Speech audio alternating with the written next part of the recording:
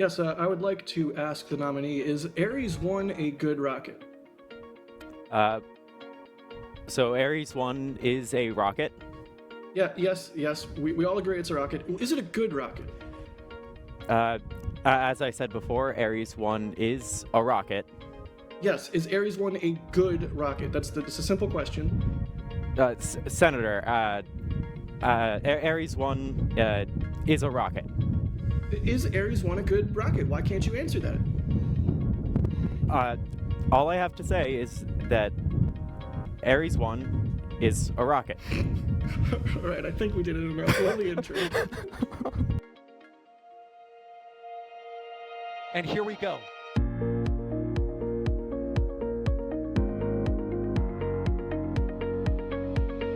We have liftoff. Propulsion continues to be normal. R68 chamber pressure looks good. Following up. Water towers fly! Yes! Tango down to nominal. Flighting down to FD off. Bring in FD off. It's orange! R25! Oh my god! Oh my god! Decollage. Put that in the big bag, 343 unfolds to go. Indeed. We rise together, back to the moon and beyond. The methane would be igniting in the flare, correct? Yikes. You good? Sure. We don't need any more of these.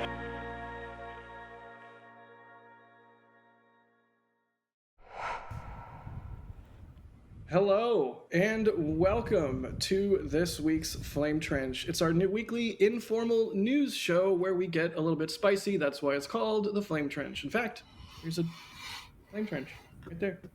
Flame Trench. Hi, I'm Jack Beyer. I'll be your host this week. It'll be an interesting one. A, because I've had a whole lot of coffee, and B, because there's some interesting topics to talk about this week. Joining us, as always, we have a cohort of co-hosts. Starting off with EJ. How are you doing, bud? Oh, I'm good. How are you? Oh, just existential dread and, that kind of thing. You? Yeah. Just like, reading an invisible book? No actual book? Yeah. Well, I got my Lockheed shirt on. It's my stealth book. No. Also joining us this week is D, live from the field. You can see the dang old VAB behind.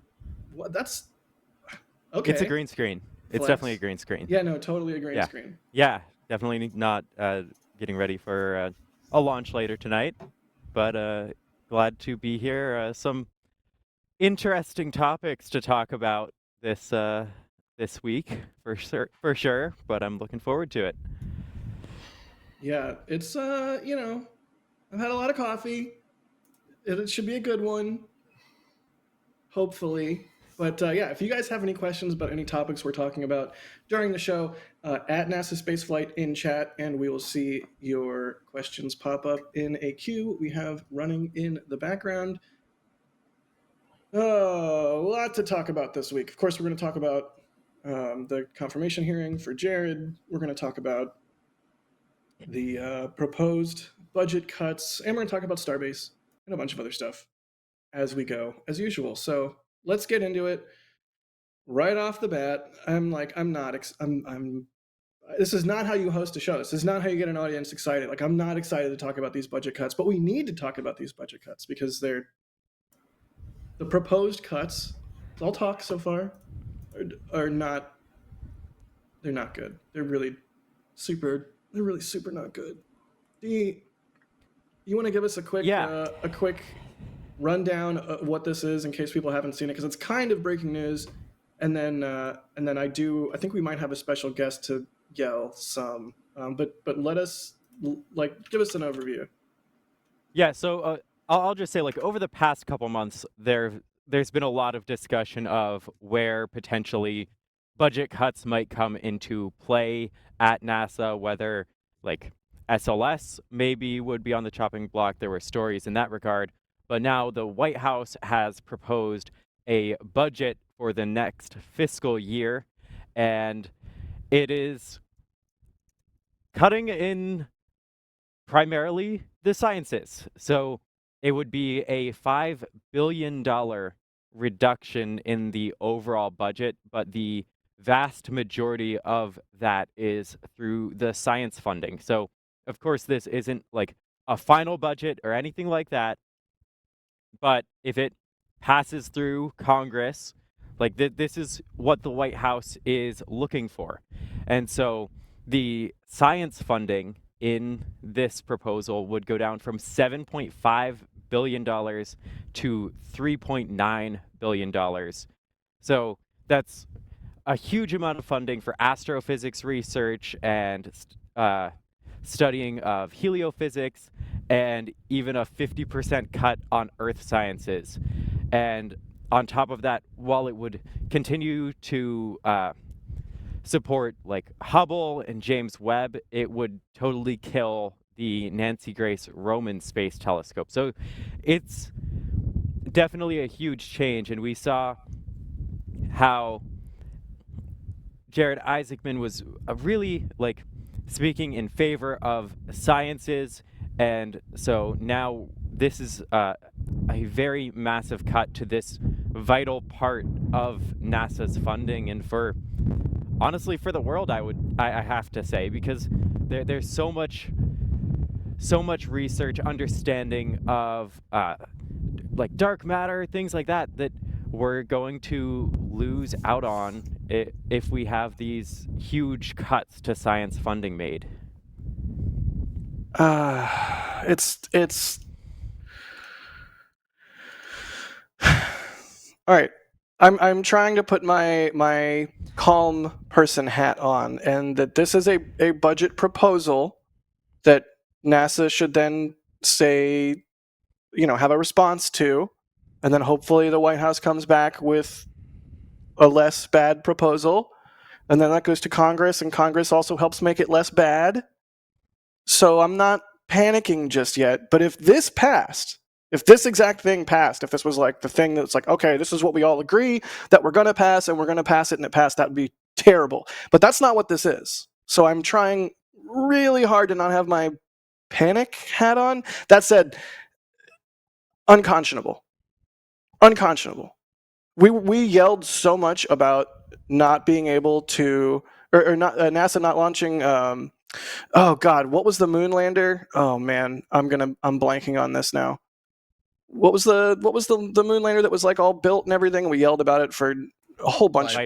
Viper, thank you. We yelled so much about Viper. You're telling me we're going to have a space telescope that's on budget, it's on time, it's going to launch in 2 years, and not only that, it's been made out of a surplus NRO telescope, so we like had some governmental savings along the way, just like the friends that we made, and you're telling me that we're just going to cancel that? But we're going to keep SOS running? It's not okay. I'm not okay with this. Thankfully, this is part of the process, and hopefully the things get better. EJ, I want to know what you're thinking, because I see you stewing over there. And we might also have a rebuttal from Hagen here. We have a special guest, Hagen, who's our science friend and contributor. But because I fear that I won't be able to adequately convey how much I love science, well, Hagen is here to convey how important science is. But do you disagree that this is bad, or do you not think it's bad? I don't think we should be hitting the panic button just yet, Jack, to be 100% honest with you. I really don't. Guys, it's a draft. It's a draft assessment. We've played this game before. We played this game before in 2017. It's a draft assessment. Not a draft assessment. It's a draft of the process per the article from ours. Like, it's a process to develop the budget for fiscal year 2026. It's a draft version. Okay. Meaning that it's a negotiation. If it's a negotiation, you're not starting, you start like highballing or lowballing, right? You use that negotiating tactic to get what you want. We saw this in 2017. We saw this with I think it was the 2021 Authorization Act. It's a process. It's a going back and forth between the presidency and the and Congress. I really don't. It doesn't like okay. Even if you don't buy that for a second, that's fair. But why would and we can talk about this a little bit later. Why would Rook go into a Senate congressional Senate congressional hearing and give testimony? Yeah, but he's not. But he's not confirmed championing yet. science? He doesn't have any say. He's not even in talks with them about it right now because that's how it works, right? So he can talk the talk all he wants, and I appreciate that he is and does. But fact of the matter is he's not part of that process right now. Yeah, but it's a draft. I hear you, dude. I hear you. And I started off this segment by saying something relatively similar, right? So I hear you, and I mostly agree. That said, as the first step in this process, this draft signals priorities, and it signals what the way that the administration ideally wants to go. But you're right; it's a negotiation. But one would hope that we would start the negotiations from a point less far apart. Does that make sense? I suppose, but it really depends on what you want to do. Like, I mean, once again, you guys can say I'm full of it, but that's fair. Like, I totally understand. But okay, hear me out here for a second, all right? This makes no sense. All right, and, Jack, I get it. You said Rook isn't a part of the negotiations, et cetera, et cetera. I understand that. That's fine. But to go in there, if the president picked Rook for that position, to go in there and give that kind of testimony that you're going to launch thousands and thousands and thousands of scientific probes and then release a draft assessment, first of all, meaning that it can be changed, that is entirely contradictory to those statements, right? Now, once again, you guys can say, that makes no sense. You guys can say that, it's politics. That might be lying. Well, yeah, okay, great, good. That's lovely. But I don't really think Rook is the kind of person to do that, guys. I mean, judge on the content of character. Jack, you've interviewed the guy. Do you think he'd play that game? I don't think he'd play that game. I really don't, dude. That makes no sense. It makes no sense. Based off of that, no, hold up. Based off of that premise, dude, I think this is just a starting point for negotiations. All right. It absolutely is, because it doesn't make any sense otherwise. All right. There's getting caught up in it, there's dooming and glooming, and then there's denying objective reality. I'm not disagreeing that it's a starting point from negotiations. My point is this starting point sucks. We had Jared in the confirmation hearing talking to the senators, and they're saying, "Oh, you said Mars is the priority, but what about the moon?" And Jared's like, "Baby, we can do both, and we can do all the science. And now you're telling me we have to cut $5 billion?" And it's like, yo, we can cut. If we need to make cuts, we can make cuts. But you're telling me, on the one hand, our nominated administrator is saying, we can do everything. We can do moon, we can do Mars, and we can do science. Let's do it all, baby. And on the other hand, we have this proposal, which is saying, cut it all. And you would hope, if the administration is going to be backing their nominee for NASA administrator and their goals and plans and vision for the administration, that the budget proposal negotiations wouldn't start from, we're going to slash and burn science, baby. You would hope it would start from, okay, here's what you've had already. Let's give you a smidgen more so that you can get more done, while also cutting and reorganizing and making efficiencies and etc. But not, hey, go to the moon, go to Mars, and do science, and do it with $5 billion less. That's a crap deal, my friend. I would also say, with totally cutting of the telescope, if this is just a starting point, then they would have to totally get that back in there and have to make potentially compromises in other places. So is that more cuts elsewhere in the science funding to get the telescope that's been underway? There are just so many trade-offs, and I totally agree. This is a starting point, and hopefully things will be able to get shuffled around and they'll be able to make the most of even a cut budget. But this is just a really bad place to start, and I don't think making cuts in the places that cuts should be made. D, I have a question for you. Why would the president want to get rid of the Roman telescope? The telescope that he championed and put a name on, because it was called what was it called before? I don't even remember its old name. The current administration was there previously, and they're the ones that championed the Nancy Roman telescope and put a name on it and got it on the books and got it funding. Why would you get rid of it? Because it has a That makes woman's no name. sense. It can be part of. I mean, you were just saying Was that it's part too of the spicy? negotiation, Sorry. part of the back and forth. This might have been too spicy. Let's watch the thing. We have a thing. Let's watch the thing, and then we'll have a comment from Hagen. I'm an advocate for science. During these missions to space, my crew and I performed approximately 50 science and research experiments. I've also publicly supported the Chandra X-ray Observatory and offered to fund a mission to extend the life and capabilities of the Hubble Space Telescope. I care about the people back at home and our collective future here on Earth. Number 3, NASA will be a force multiplier for science. We will leverage NASA's scientific talent and capabilities to enable academic institutions and industry to increase the rate of world-changing discoveries. We will launch more telescopes, more probes, more rovers, and endeavor to better understand our planet and the universe beyond.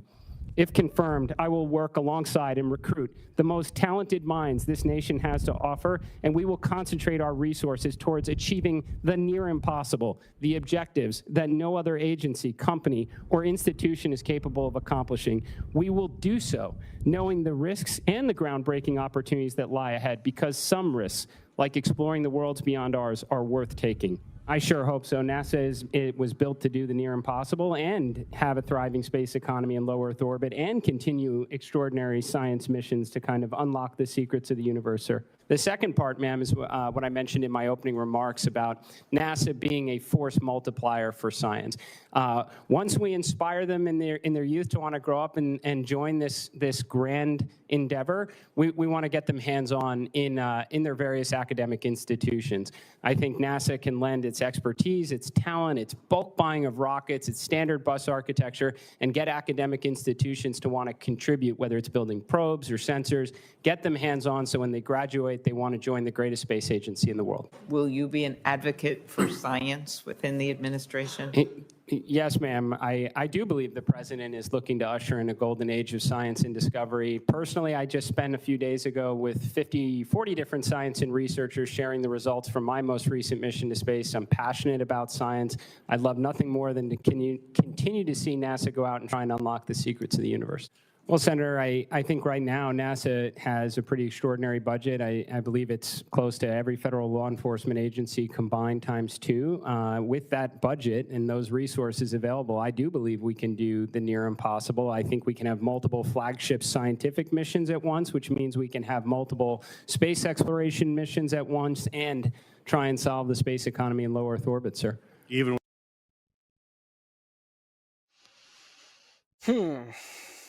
I mean, it sounds great. Sounds great to me.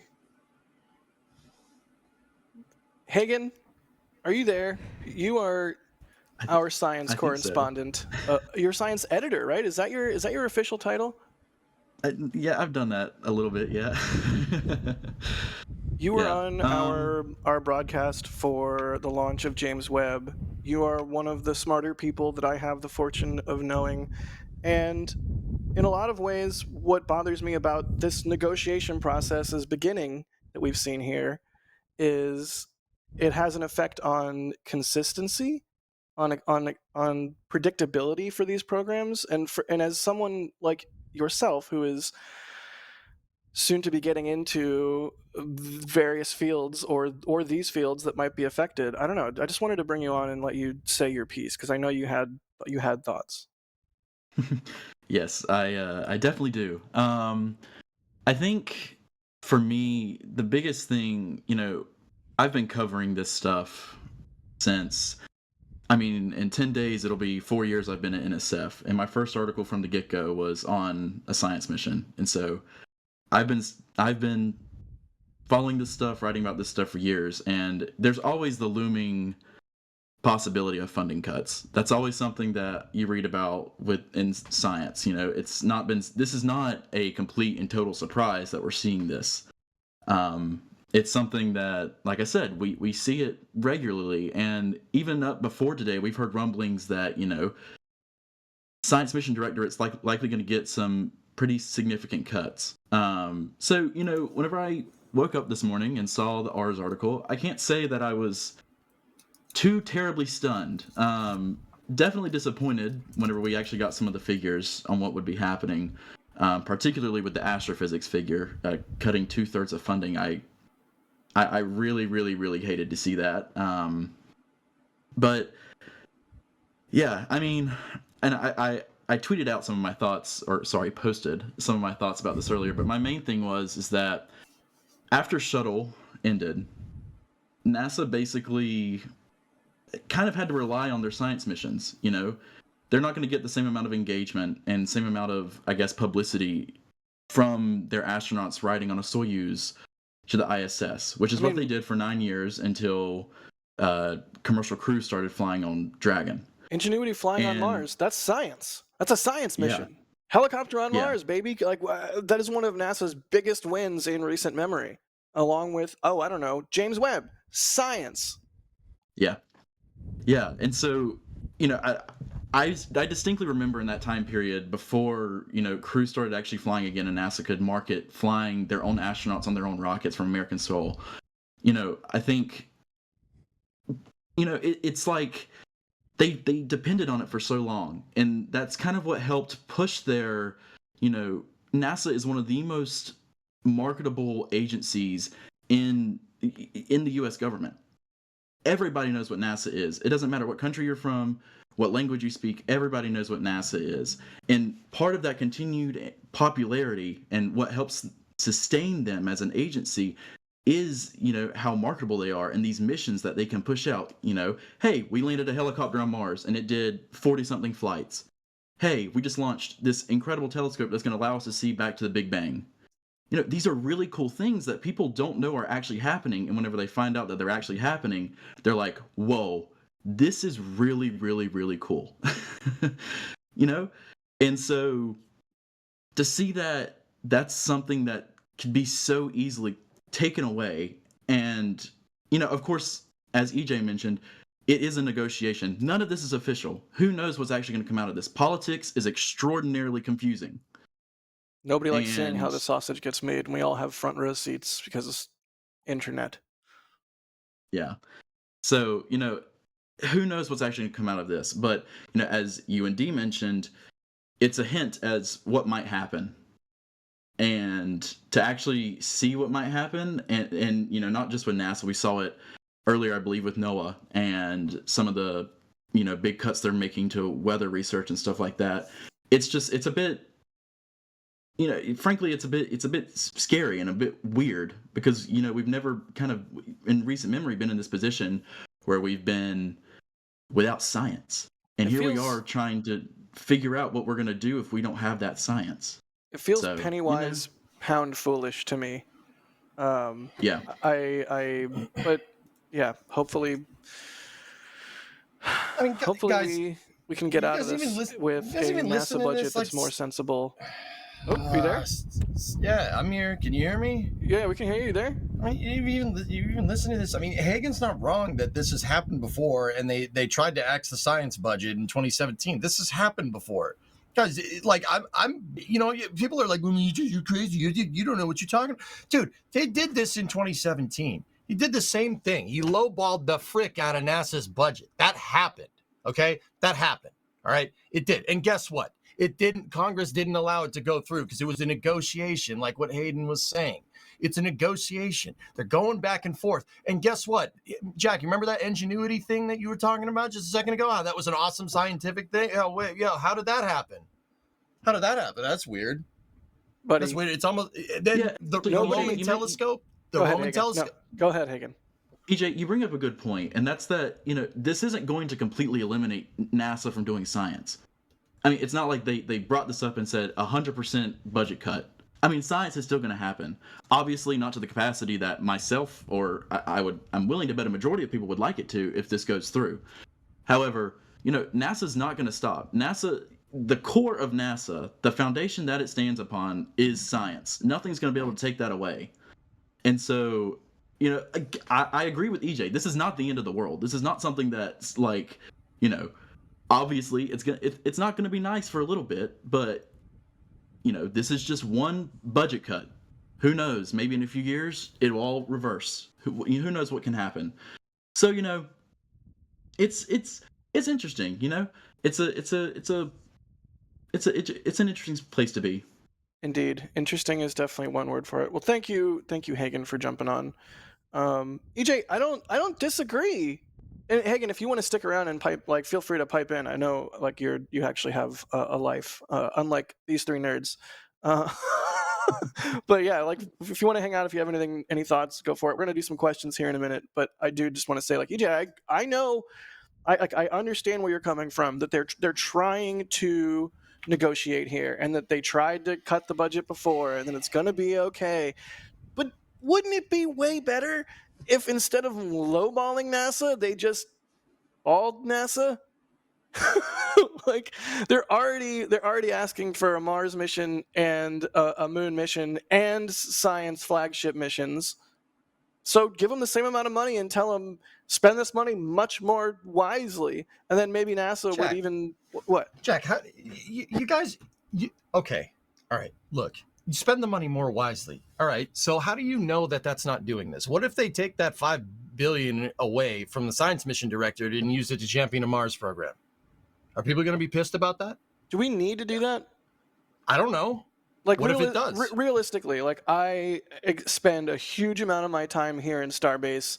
I am watching this Manhattan Project level thing come together over the course of years, and have been. I don't know that pumping billions of dollars into Starbase, then that's not specifically what you're even saying. I'm just saying, if we throw billions of dollars at Starship and other unspecified programs to get to Mars rapidly, I don't know that we get there much faster than how fast we're getting there right now, given Starship's development process. If you how do you know it's going to Starship? What's the assumption there? What else is getting humans to Mars? What else is going to get humans to Mars? Nothing. It's Starship. That's it. In the near future, the only two things that are getting people to Mars are Starship and some kind of hab that's built on orbit using Starship and probably propelled by a Starship bus of some sort. You're not going to send people to Mars on Orion. No way. It makes no sense. Jack, you seem to know an awful lot about this. I have to chime in. Do you think SpaceX is going to continue this without some funding? SpaceX's founding mission is to go to Mars. They're going to Mars whether we want to or not. They're going to Mars. Elon wants to build a colony on Mars. He wants to get a backup for human civilization. There's nothing in that stated mission goal and we'll make the U.S. a leader in space again. That's by proxy. That's a side benefit. Yeah, that's part of the reason. That's part of the reason the program got chosen for Artemis, because they were already going to be developing Starship and spending their own money to develop Starship, and NASA was like, okay, we can get a good deal if we just piggyback on this for Artemis. That's why when people are like, oh, the government's spending so much money on Elon Musk's blowing up Starship rocket, it's like, well, actually, they're developing it largely with their own money, and these contracts are for a specific thing that they haven't even really developed. Elon has said that it requires the whole world. I mean, so has Isaacman, right? To be on board for that. I don't Mars. disagree with. That I don't disagree with. But that includes governments, and unless space just becomes a big commercial enterprise. Well, it's okay. Which it's going already to. is. It's going to. But that aside. Yeah, no, I agree. The whole world needs to be on it. I mean, if we're going to launch Starship 4 times in a week, that's the entire U.S.'s supply of liquid oxygen for the week. Yes, it's going to take a massive collective effort. I don't know. And even once SpaceX starts going to Mars, which I feel like that's pretty inevitable. They're going to start going to Mars. They might bring science experiments with them, and there might be some really cool science that happens as a result of it. But just because they're doing science doesn't mean that it's necessarily what we need or want to have done as a nation, and it doesn't mean that it couldn't be better spent if we actually focused and also the budget early. When it's public science, then it's for public good. When it's a private company doing science, that's their own proprietary information, what they can do with what they please. Maybe they release it for human good. Maybe they profit off of it somehow. EJ, your brow is furrowed. You have furrowed your brow. Is this just not interesting to you because it's a nothing burger, because it's just a budget proposal? Like, what's... Yeah, I think we're guys. And don't get me wrong. No, not at all. No, I think people are getting confused. I think people are, I see everybody in chat grilling me. Like, do you guys not understand that I'm not advocating for a science law, for the science program to get completely gutted? No, you never said that. That's ridiculous. You never once said that. But I'm getting treated like that. I don't think that's not what I'm talking about.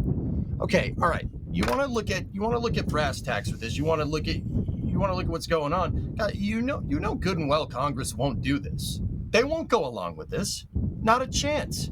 There's no freaking way this passes. There's not a chance. There's not a fighting chance that this goes through, this gets past it. That's what I mean about it being a negotiation. All right. So one, why would you go against everything that Rook is saying in his testimony? Because he's their rep to basically represent the administration. Once again, we talk more about that later. But two, how are you going to get this through Congress? Do you remember the last time somebody tried to pull the rug out from NASA, like the entire NASA program? You remember the last time that happened? They pulled the rug out on Constellation. We got something like SLS. You think they don't know this? Like, guys, I understand, cause for alarm and stuff, but guys, there's no way. This is a huge nothing burger, and people are freaking out for no reason. Okay, and guys, you know what? If I'm wrong, hold me to it. I'm serious. If I'm wrong, come and tell me I'm wrong. I'll admit it. I will. Oh, we'll talk about it. We'll talk about it on the Flame Trench. Yeah, we absolutely will. Like, okay, I could be wrong. Who knows? It's possible. Agree or disagree? Oh crap! I forgot. I completely forgot what I was. More coffee, Jack. More coffee. Go. More coffee, Jack. I'll Really, actually drink it. Jump in a little bit. Like, I think we're all on the same page here that the proposed large cuts aren't a crazy new thing, and this proposal is likely not where things are going to end up. I would say it seems like Jack and I are a bit more concerned about where it will end up than EJ, but I really feel like we're largely on the same page here. Correct me if I'm wrong. Yeah, I think so. Okay, I remembered what I was going to say. EJ and D, this is a question from me to both of you. Agree or disagree, there is utility in the outcry that we have seen today. Regardless of whether the final budget, whether it's a process or negotiation, agree or disagree, there is utility in people seeing this and reacting in a way. EJ, question mark. What utility are you saying, Jack? What do you mean? I think it's useful for people to see this and go, oh, that's awful. If people saw this and were like, yeah, it's fine, didn't make a peep, it doesn't mean anything. It's just a negotiation. It's just budget. It doesn't matter. I don't care. Because that's bad. That's not how the process works. This right here, us talking, some people being like, this is messed up, and some people being like, it's fine, and some people being like, it needs to be cut more. That's the process, right? Like, we all talk and we all agree, like, hey, this is messed up, or actually, no, it's fine. So, good. But I don't know. I think there is utility in people going, oh my God, this is terrible. If this exact thing passed, this is terrible. I mean, I'm not trying to Chicken Little and run around with my head cut off, but I do think there's utility in people being like, the emperor, that emperor right there, no clothes on him. I'm not saying that's going to be our emperor, but if that guy is our emperor, no clothes. That's a very, very poor way to say that analogy. Sorry. And also, I do really quickly, I see David Murray, an 8-month Red Team member, saying Jack's negative attitude toward everything is really starting to get frustrating. Well, let me tell you my really negative thoughts toward, no, I apologize. I want to bring people joy. That's the number one thing I enjoy doing, even more than pointing cameras at rockets with what we do here at NSF. I like bringing people joy. So I'm sorry if my negative attitude is a downer for you. I try not to do that. But like we said at the start of the show, it's a spicy week this week. So I'll try and be better. So I will agree with you that I think everyone sharing their thoughts on these cuts is useful, and it will be useful at the very least, even just to show representatives where the space community and the people they represent are most passionate about continuing to get funding, getting more funding, and the like. I think it's a valuable conversation to have, even if I don't like the reason that the conversation started, I guess I would say. Welp. Can I jump in? I'm going to jump in again. I don't have to ask. I'm the producer. Then why did you? I don't know. So like this administration has said that they are going to cut the federal budget in an effort to cut the federal deficit. Why is NASA special? Why does NASA get a get out of jail free card? Prestige. I don't think it does. Prestige, No, baby. But like I don't have an answer to that. Because it doesn't make sense to me. Why doesn't the National Science Foundation give the U.S. prestige? Why doesn't it does? Why don't our commercial enterprises give the U.S. prestige? They do. Some of the most patriotic and greatest I've ever felt in my life about this country are specifically rocket launches. Why doesn't our military have that prestige? It does. I'm playing devil's advocate here. I love NASA. I think NASA does amazing things. I had astronauts on my wall when I was 5 years old. Like this is what I grew up with. But why does NASA get a get out of jail free card? Anyone else can feel free to yell at Kevin if they want. Kevin, I appreciate your advocating the devil here. Because what is the percentage of NASA's budget to the overall U.S. Like we spend Jack, more... Jack, hold up. You're absolutely right. We spend way more on other things, dude. I'm sorry, I don't mean to interrupt. It's messed up. I don't think that's even the right way to look at it, dude. Why is NASA special? I don't know. Maybe because there's a guy that's obsessed with rockets that's like 1 degree of separation from the president. Go right for the jugular, man. Maybe that has something to do with it. Just putting it out there. I mean, that Just certainly can't hurt. You would hope that would not hurt. And that's what I mean, dude. I will say, like, the fact that this proposal is so aggressive against cutting $5 billion from NASA, like, that's what I mean, dude. It doesn't make sense. You can't say they're playing favorites. You can't say they're playing favorites here. But do you see what I'm getting at? Like, guys, don't get me wrong. Like, I want to be very clear. I don't want to see the science budget get gutted. Like, don't confuse me for some like anti-science crazy person. You're just saying don't panic. Just don't freak out. That makes no sense. That's what I'm talking about. You know, they're gonna put Rook forward as their nominee. A huge science advocate, a huge STEM outreach advocate. He's talking about all these grandiose things. And, that could be pipe dreams. Yeah, I'm not going to rule that out. Sure. But they're going to put that forward, right? The guy has Elon whispering in his ear, right? And I get it. People don't like him. Yeah, believe me, I know people will let me know that they don't like him. I get it, right? But that doesn't make any sense. And then they're going to come out with this. That it's entirely contradictory to, like, objective reality. That makes no sense, dude. It makes no sense, and that's what I mean. It makes no sense. That's how I came to this timeline. There's a lot of things that don't make sense. I don't think does it there are so many different places that we could get cut. Like, we spent more on stealth helicopters than like all of Russia's military spending. Stealth helicopters. And I want you to, those two words are a contradiction: stealth and helicopter. I don't think necessarily even the argument to make is just that, well, it's such a small portion of the federal budget, which, like, yeah, it is a really small portion of the federal budget overall, but that doesn't mean there aren't places that can be cut that make sense to be cut. It's just the cuts in the proposal seem haphazard rather than continuing to forward the scientific goals. It very much feels like the proposal here continuing to, and I love SLS, but like SLS is one of the more controversial and was like one of the higher things that everyone was talking about being on the chopping block, but it has a ton of support in Congress because it's so spread out, because all those representatives are supporting jobs in their area. And whereas SLS is, we've had the SLS is expensive discussion, so I won't say it's expensive. I'll just say there's a lot of money being spent on SLS, and it's going across the country.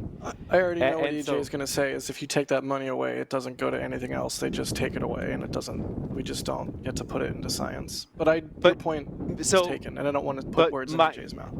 Yeah, if you were to make that point, then then what about this $5 billion? Where is that going? That's not going back to science. That's not being spent in a more optimized way on getting this telescope off the ground sooner, getting it done more efficiently. Like I hope that with Jared at the helm, NASA will be able to do even more missions, and we'll be able to continue to expand science reach even if there is a budget cut. I just don't think this is the starting point. Well, it is. So deal with it. I don't know. I wanted to get really mean with it. Let me thank some people, and we can take some viewer questions and comments, and we can wrap up our thoughts here and move on to our next topic, because I don't want people to get sick of this. But it's a flame trench, baby. Let's see here. Space Pope, blessing this trench. Thank you so much. The Space Pope. Ethereal Swordsman, thank you for the $10 tip. They say, going to have to call you on this one, EJ. I thought you said NASA space funding would be safe under this admin. NOAA is also in this draft, and major life-saving parts are on the chopping block too. They've also been gutting climate change research too. Is this just like standard negotiation tactics? You're not worried about it? I mean, frankly, I'm not too worried about it until we start seeing a budget go through the legislature, but it still makes me worried given the starting point. EJ, Ethereal Swordsman's calling you out. I don't know if you want to. Yeah, Ethereal. Dude, like, you know me. I wouldn't, like, I'm not just pulling this out of my tail, right? Like, you guys know me. Like, I'm not too crazy. I mean, maybe a little bit, but I really don't think I think this is just a negotiation. Like, if you look at the trends, all right, so they lowballed NASA, they lowballed the science budget by $1.6 billion in 2017 for fiscal year 2017. Everyone freaked out, like what Jack was talking about. Everyone freaked out, and they ended up getting an expanded science budget, and we got stuff like the Roman telescope. We got stuff like Ingenuity on Perseverance. We have all this great expanding scientific stuff that happened during that time. Like, and you could say it's a little bit of a roundabout way there, but believe me, I would like nothing more than, Jack, for what you said, to just like, hey, let's spend more money on NASA. Okay, let's do that. Sweet. Okay, cool. Now we're back on the moon. But hey, I'll take a roundabout way to get more funding for NASA over, doing like highballing it, which is, what they've been trying to do over the last 4 years now. And guess what? Where did that get us? That got us with canceled Viper. That got us with canceled Chandra. That got us with. I feel like increasingly it's going to be what's the character from the Matrix? Was it Switch? The one that's just like not like this, this. But do you see the pattern that I'm talking about? I do see the pattern. It doesn't mean I have to like it, my friend. Pushing through with the science budget and trying to get them more and more money is clearly not ended well. Like, I'm not. You guys can call me crazy. That's fine. And once again, here's the thing. I'll admit if I'm wrong. I'll tell you guys right here. I could be wrong. And if people think I'm wrong right now, it could be. It's possible. I'm not like this. I'm not like, if this goes through, I'm going to be pissed just like everybody else, dude. But if it doesn't, are you guys going to reciprocate? What if I'm right? What if I'm right? Then NASA's going to mean, end up with a ton of money. I don't think, at least D or I don't think either of us are saying, this is going to go through. This is what's going to be the budget. The sky is falling. Like, nobody's doing that. Oh, God, that video of me doing that's on the internet forever. Well, you make decisions and you live with them. But I don't think anyone's really saying that. What we're saying is this is, yes, a negotiation, and it's a cruddy starting spot. We wish the starting spot for the negotiation was less. Empirically, that's incorrect. That's what I'm trying to tell you. I get it. We'll see. We'll see how it pans out. Let me thank more people, and then we'll do some questions, and then we'll move on to the next topic. Okay. We friends? We still friends? Of course. I'm not mad. I'm having fun. This is a good time. That's what you think. Blake Alexander, thanks for gifting 10 Red Team memberships. I've had a lot of coffee. Are we not friends? I know where you live, right? Oh, God. I don't know where you live, but you know where I live. But you don't know where my apartment in LA is. I see. You told me where it is. But that doesn't matter because you don't live in LA. And as a member of the membership team, I'm furious. High five, D. I'm furious right now. High five. I'm livid. And my blood is boiling. Oh, Chromatic, thank you for gifting a Red Team membership. Everybody gifting the memberships. It's such a sweet thing to do. Thank you. D, look at how red he's getting. What we do without the membership program. Is D on the Red Team? Because it looks like it from the look of your face. Seriously, membership program rules. We have a Discord that you can get access to at Capcom level and above. At Red Team, if you just got gifted one, you get members-only content like photos and videos, sometimes members-only streams, sometimes. You get all kinds of... Oh, and you get the members-only emoji if you're on Red Team. So if you just got gifted a membership, be sure to spam some emoji. I'm going to spam some star hoppers because I can. Because the mods can't stop me. But seriously, membership program, integral to what we do. So thank you to everyone who is participating in that. Gunfox just gifted 10 memberships right there. Verd Lagus is asking, hey, EJ, go eat your nothing burger. Leave the optimism to us. We'll get there. I'm the one that's being optimistic. You guys are the one that are being pessimistic. I feel like people... I feel like people I want my optimistic nothing burger. You really did DOS us because you're arguing a thing that we didn't even realize that you were arguing the whole time. You really did DOS us. Hey, don't DOS like me. Come on. What? I'm sorry, DOS. Don't kill me. What are y'all Please saying? Don't kill me. Don't fire me. I like this job. Okay. Bideford, thank you. $50. It's a huge amount of money, and Bideford always comes through. Please, guys, everyone needs to realize this is a starting point with budgetary negotiations. NASA will be promoted and grow with Jared at the helm. Optimism, please. Hugs. Thank you, Bideford. I don't think any of us disagree with that.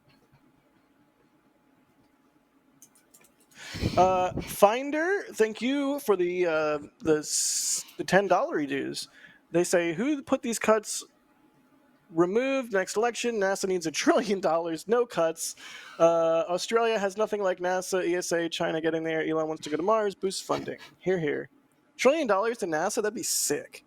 Daryl Swordsman again. Thanks, buddy, with a $5 tip. They say, if you're right, I'll admit I was wrong, but I can't forgive the gutting of climate change research, which is actively happening already. Hagen, are you still there? I am. Why is Noah important? Well, Noah's pretty important. Really easy, simple, small scope questions for you here only.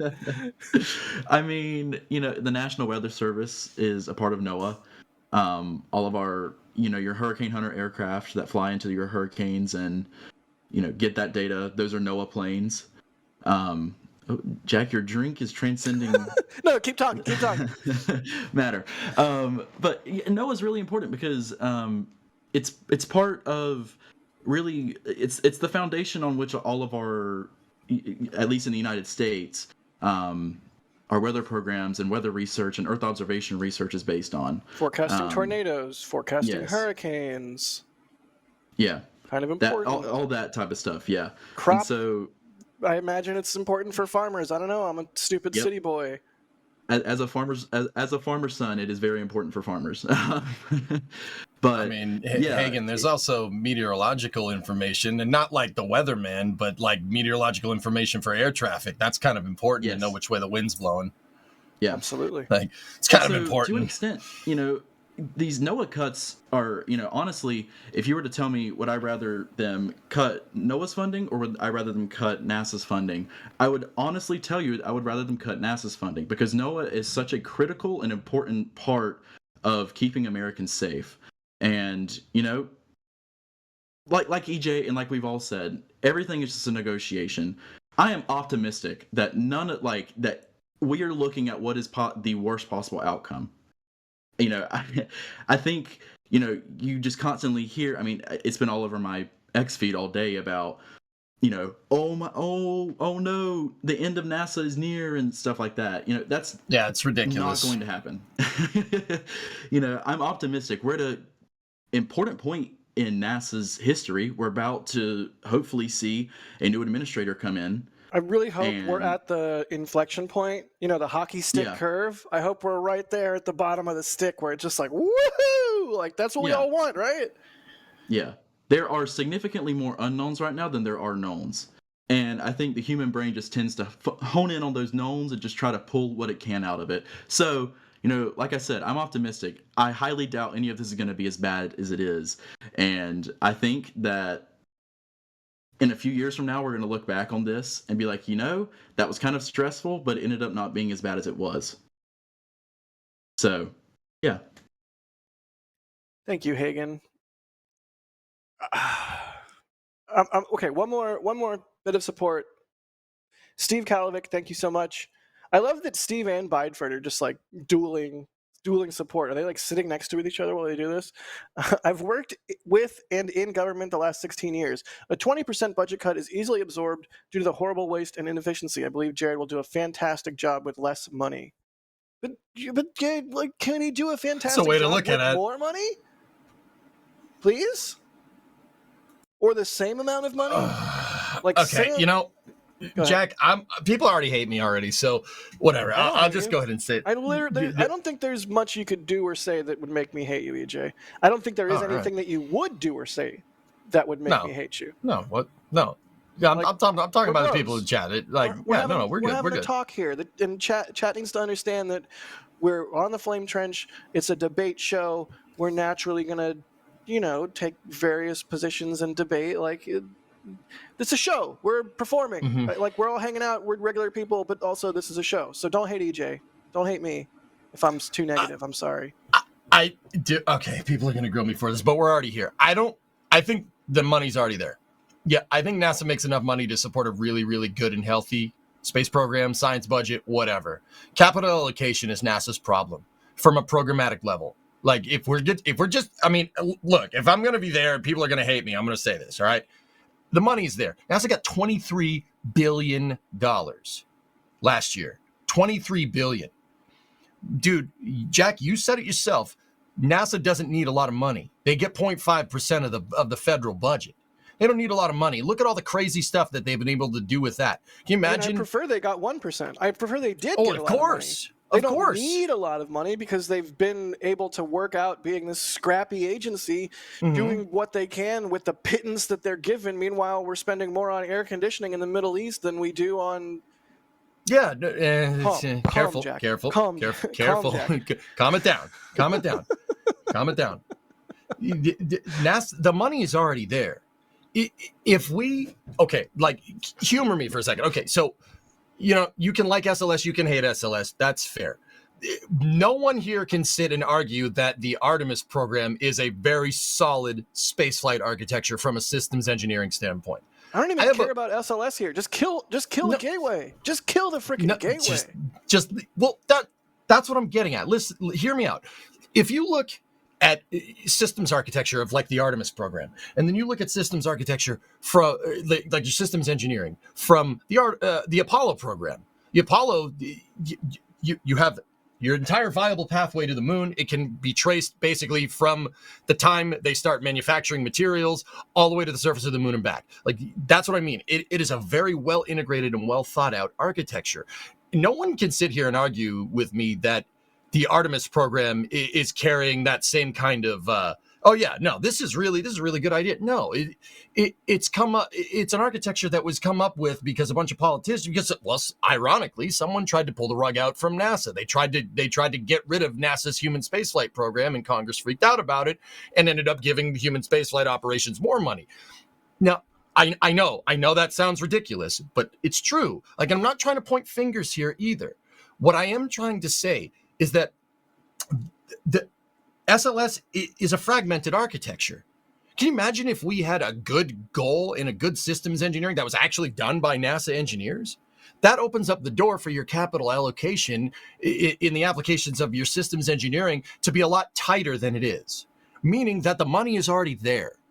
The money's there. You just gotta, if you don't have a good goal and a good architecture to back it up, there's going to be waste all over the place. Can anybody here sit here and, I mean, personally, I don't think this is entirely true, but how many people in here think SLS is overpriced? How many people think it's too expensive? Hi. There you go. Why is it too expensive? Because they never actually hit rate production. Bingo. There's no steady architecture behind it. Can you imagine if a program got the funding that SLS, or even if they refactored SLS, right? I'm not disagreeing with you at all, but how does the stability get affected when a budget proposal comes out like this for the science programs? Think about what a budget proposal like this does to anybody who's thinking about maybe getting in these fields, anybody who's working in these fields and wants any modicum of job security, anybody at any of these NASA centers who are like, well, crap, am I going to have a job next year, the year after that, the year after that? Because who knows when the time comes and all these come up on the chopping block. And that's like, we don't want a brain drain. We want a brain sump. Brain sump, not brain drain. Well, first of all, Jack, like, all right, I'm just going to be complete devil's advocate here, and everybody can hate me, and that's fine. That's okay, whatever. You got the short end of the stick because we all picked the easy side, and you had to go with the heel side. Yeah, it's fine. Whatever. Look, if you're a young engineer, you don't want to work at NASA. That's the objective reality. You don't want. Why would you want to work there? You'd want to work at SpaceX or Blue Origin. The people that actually launch things. Not if you do pure science. Actually, EJ, I can come in right now. Do it. Hagen? So, and this isn't really a rebuttal. I'm actually going to kind of support EJ's statement here a bit. Crap! I don't know. But, I am a college student. I'm a sophomore in college right now. I am majoring in astrophysics. And for people like Hagen. I think we need more engineers and physicists. I think we need more of it all, But, for somebody like me, I'm graduating from college with my undergrad degree in 2 years. And, for the longest time, my goal has been to go to work at Goddard or something like that. And I know we heard rumblings in today's thing about, maybe there might not be a Goddard in 2 years. And, for me, that was kind of disheartening, because like I said, my dream has always been to work at somewhere like Goddard or JPL.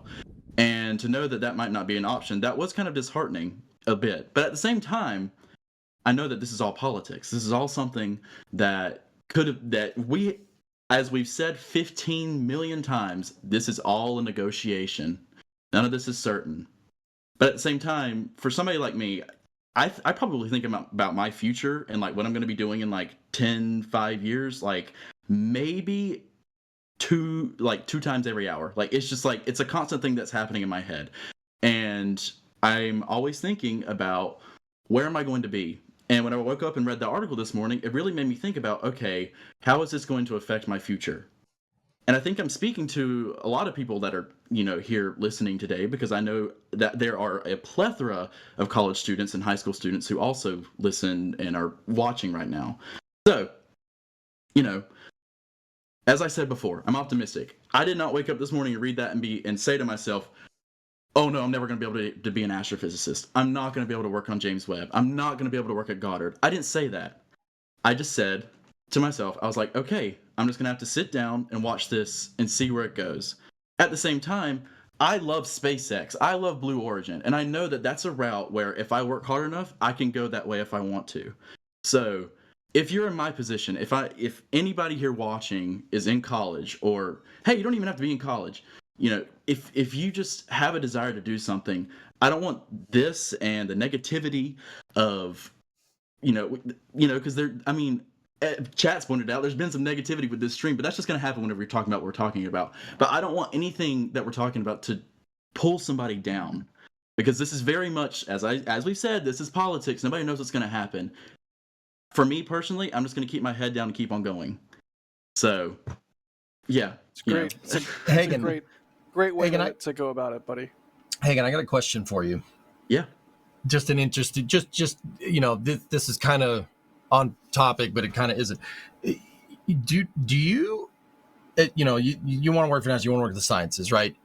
Do you fear that, okay, so like say they go in, right, and say they axe SLS and stuff too, and say they start axing all these programs, they trim everything, like say that actually does happen, like, are you worried that like this fragmented architecture and like we kind of have just programs scattered to the wind all over the place doing a bunch of different things that could basically like the incessant drive to like commercialize everything with NASA and like have NASA have the scraps of programs like in-house could lead to just privatizing any scientific research at all? I'm just curious. I'm going somewhere with this. I just want to know, like, do you think that's a bad thing? Like, NASA relying on commercial all the time to launch their scientific missions? No, I do not know, because I think as we've seen with the launches, I mean, Europa Clipper launched on Falcon Heavy, Psyche launched on Falcon Heavy.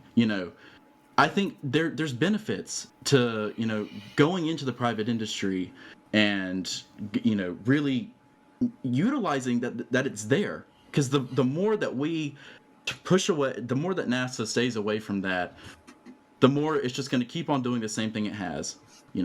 And so I absolutely think that if there's an opportunity there where we could go in and where NASA could go in, and if there's an opportunity for there to be some sort of SpaceX for astrophysics, I'm all for it, because that's another opportunity for new engineers. It's a new opportunity for new scientists. It's a new opportunity.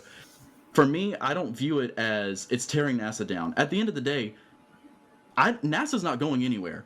As I said at the beginning, NASA's going to always be a core part of the American government just because it's NASA. I don't think it's going anywhere.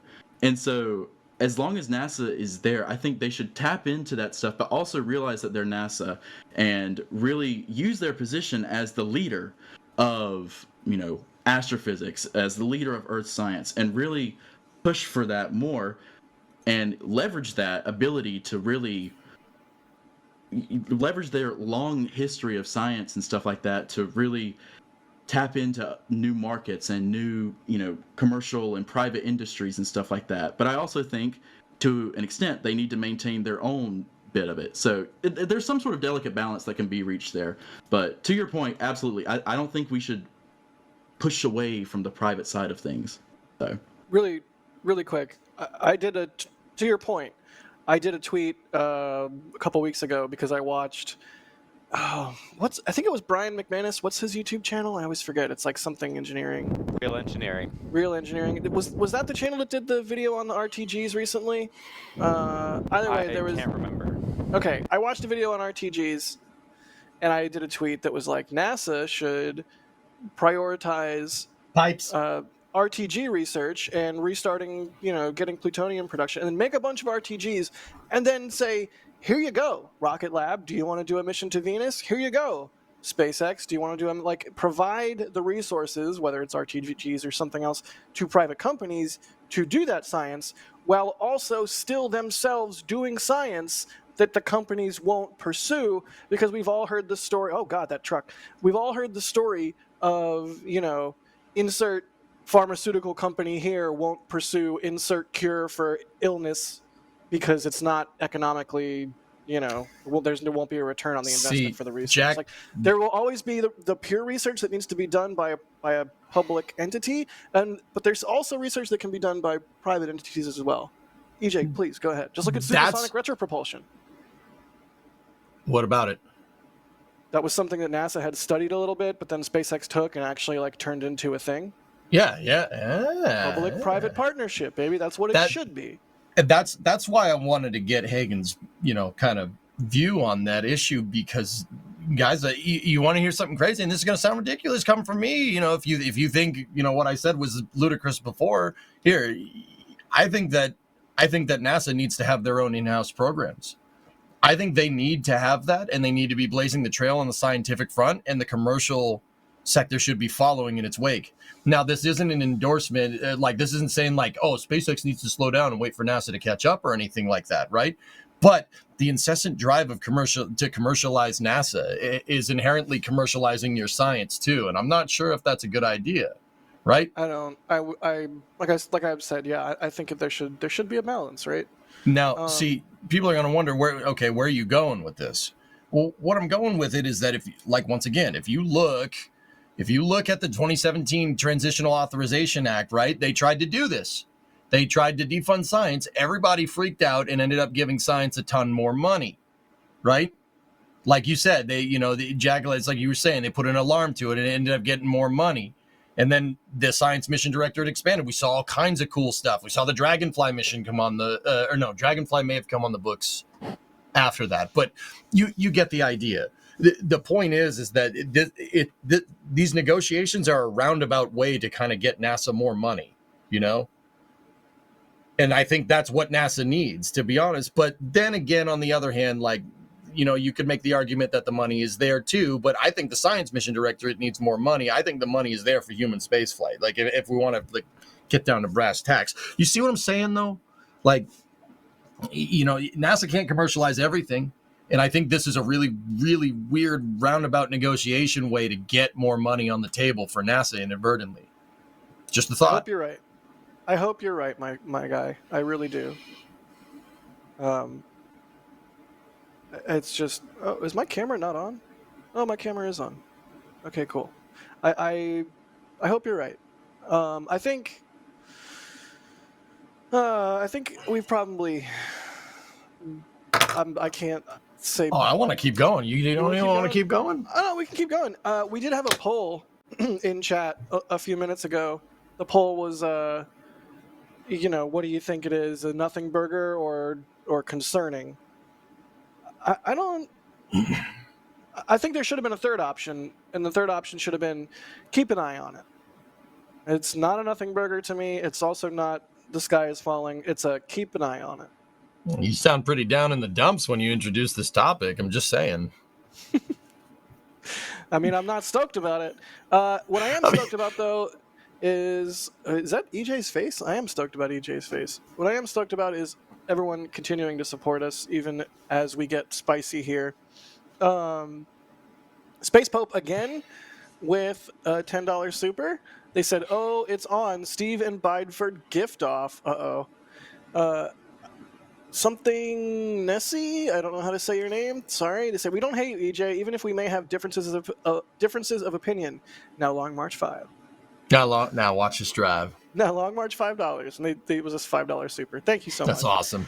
I do think that's something that's been lost. We've lost the ability to have conversations and not be like, "You're literally evil." Let's just chat about stuff. I saw a couple people say that to me. People said some pretty mean stuff in chat. We've lost that ability. I think there's great utility in being able to have discussions with people you vehemently disagree with and walk away friends. We're all people here. We're all on the same spinning ball of rock, hurtling through space on the back of 5 turtles on the back of a giant elephant together. I disagree with that. Wait, we're friends here?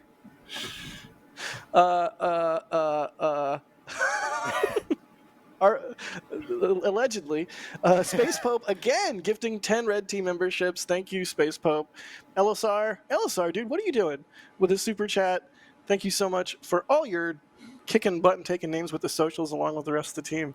They say, can NASA, under the right management, use the Artemis Accords to encourage international cooperation and investment to further science goals? That's the point of the Artemis Accords, right? That's the point of it, yeah. That was the whole idea. And the Artemis Accords are also there. If you want to reduce that's at face value what it's for. If you want to reduce the Artemis Accords down to its put it in a crucible, reduced down to its base element. It's to prevent a potential other foreign adversarial country from claiming the moon as their own. Because if they try to claim the moon as their own, and be like, "Hey, look at all these countries that don't agree with this," that it's kind of a big deal. Kind of huge. Helicali says, "We want a brain sump is the greatest thing I've ever heard." Oh, thank you. It means a lot. We do. Do we not want a brain sump? The only problem is a sump naturally has a drain at the bottom of it that you really need to plug with dollars, because if you don't, all that brain drains away. No, Jack, you're thinking about that the wrong way. Let's get the brain sump in place for sure. NASA is the brain sump that drains into the private sector, dude. Oh, don't trickle down me here. Don't you trickle down me here. I feel like we could talk for another 70 minutes if we got into the discussion of the real value of commercial partners versus NASA. And did you really, Jack, did you really just call public-private partnerships with NASA trickle-down economics? I did do that. I did do that. Okay. Sawyer in chat says trickle down comer. That's pretty good. That's pretty good, Sawyer. Down comer. Yeah. D. What do we talk about before the show? What do we talk about before the show? You said you weren't going to do that. It's not cool. It's not cool. It was funny. It's not cool. I think the audience might have liked it. I don't know. James Hare, thank you so much. They say, longtime supporter of space-related adventures, found your channel yesterday. Holy cow. Welcome, James. We point cameras at rockets here, and we hope you like our wacky coverage. All of our other coverage is like actually informative and interesting. This is the Flame Trench, where things get spicy, and we just kind of have fun every Friday. So heads up, not all of our streams are like this, but this one is. So if you like it, you're in the right place. They say, dropping 10 here is a shout out to EJ because they're an instant EJ fan. If you're not on EJ's Twitch, follow EJ on Twitch. EJ's on Twitch. It's a great way to get the pre-show without being a member. Oops, I just said that. If I were solving a serious issue, you'd be my first round draft pick. Just don't ask EJ to replace the U-joints on your drive shaft, because he won't realize there's a Heim joint in the Cardan joint, and he'll break it. It's not my fault Land Rover can't engineer a drive shaft. You sound like you're speaking from experience here, No, Jack. I have no idea what you're talking about. Gunfox with a $50 tip. Thank you so much, Gunfox. That's insane. They say, Gateway Station is not needed. Do we all agree? Axe Gateway. EJ, go. If you asked me 5 years ago, I probably would have said keep it. But that GAO report about them forgetting to figure the wire harness mass into their design requirements kind of is a little bit of a red flag for me. Kind of a bad look. It's kind of a little. Yeah. In aerospace engineering, we would call that a oopsie doopsie, I think. That's the technical term. It was at that point where I'm like, you forgot to weigh the wire harness, and now Falcon Heavy can't launch it because it's too heavy. That is a problem. Maybe we should, not do this. D, what do you think? Yeah, I think it'd be really cool to have Gateway, and I want to have Gateway, but I would be way more into Gateway if it wasn't in a stupid orbit. Yeah, let's do. It's not in a stupid orbit. Let's spend that. We were talking about the value of science. Let's spend that money on more science. I do like more science. Gunfox's comment continues. They say NASA needs a culture change. I don't think any of the three of us disagree. If Hagen's still here, I don't think even Hagen disagrees. I think we all agree NASA needs a culture change. I'm of the belief that there's always room for something to be improved, and so if the improvement here is a culture change at NASA to make things more efficient or something like that, there's always going to be room for improvement. Nothing is ever perfect, a done deal. So nothing is so perfect that it can't be complained about. Absolutely. Yep. So if if a culture change is what is going to be needed to improve some things, then sure, I'm for a culture change. All right. I do want to let our audience know. Also, thank you again, Gunfox. I want to let our audience know that we do have twists this week in Spaceflight coming up at 7 p.m. as usual. If you want the news, the hard facts from Alicia, then This Week in Spaceflight it's almost like our companion show to the Flame Trench. Like the Flame Trench is like the director's cut in a way, although it's not because none of us direct This Week in Spaceflight. But yeah, in a lot of ways, these two shows are a companion show. If you just want to be filled in on the news in a delightful way, check out This Week in Spaceflight premiering at 7 p.m. tonight. That's a thing that's happening. Also, there is that Starlink launch later, which is why D is at KSC. D, when's that Starlink launch? That's a great question. I'm going to take a look on next space flight. It is 9 something p.m. It is 9:15 p.m., which means we go live at 8:15 p.m. Eastern time. I got here this afternoon and I started setting up, so this table will basically be rotated 90 degrees, and as soon as we are done with the Flame Trench, I will get a whole bunch of cameras set up for that launch. But yeah, definitely stay up to date with launches through next spaceflight and tune in tonight after Twists for the stream. Twists. Twists. You have to say it with emphasis. Twists. Twists. Twists. Twists. Nice. It's a big show. It's an important show, you know. Like Twists. You gotta. Oh, hi. Hello. Did you not like how I was saying twist? Oh God. No, down, baby. Good girl. Leica says hi. Likey's. Hi, She says Leica. hi. She Tell says like I hi. said hi for me, Jack. Come here, baby. Come here. Yes. Good girl. Say hi. Now, guys, I want to be very clear. I says hi. don't mind the concept of gateway. It's the hardware that I have the problem with. A rectilinear halo orbit is actually a pretty good access point for No, it sucks. pretty much anywhere. No, I hate it. It's awful. You're awful. You're not awful. You're my friend, but I still hate the Halo orbit because it takes like, what if you have an emergency? Oh, 2 weeks to get back to Earth because the thing's not lined up because it's Halo orbit, and we're doing all this in the name of having comms with Earth the entire time and no blackout period, which you could just solve with like 5 frickin' Starlink satellites. Give me a break. Jack, I have a question for you. Hi. All right. Would you agree that Gateway is a toll booth to the surface of the moon? Robert Zubrin has called it many times. He's called it a toll booth to get down to the surface. In that it's extracting value from the space program for congressional districts and various contractors when we don't need that toll booth to be there? Yeah. Yeah, I would generally agree with that, yes. But what does a toll booth do in real life? Like on a road? What does it do? In an ideal case. I mean, it pays. A, it pays for the road, and B, it meters the traffic to a certain extent.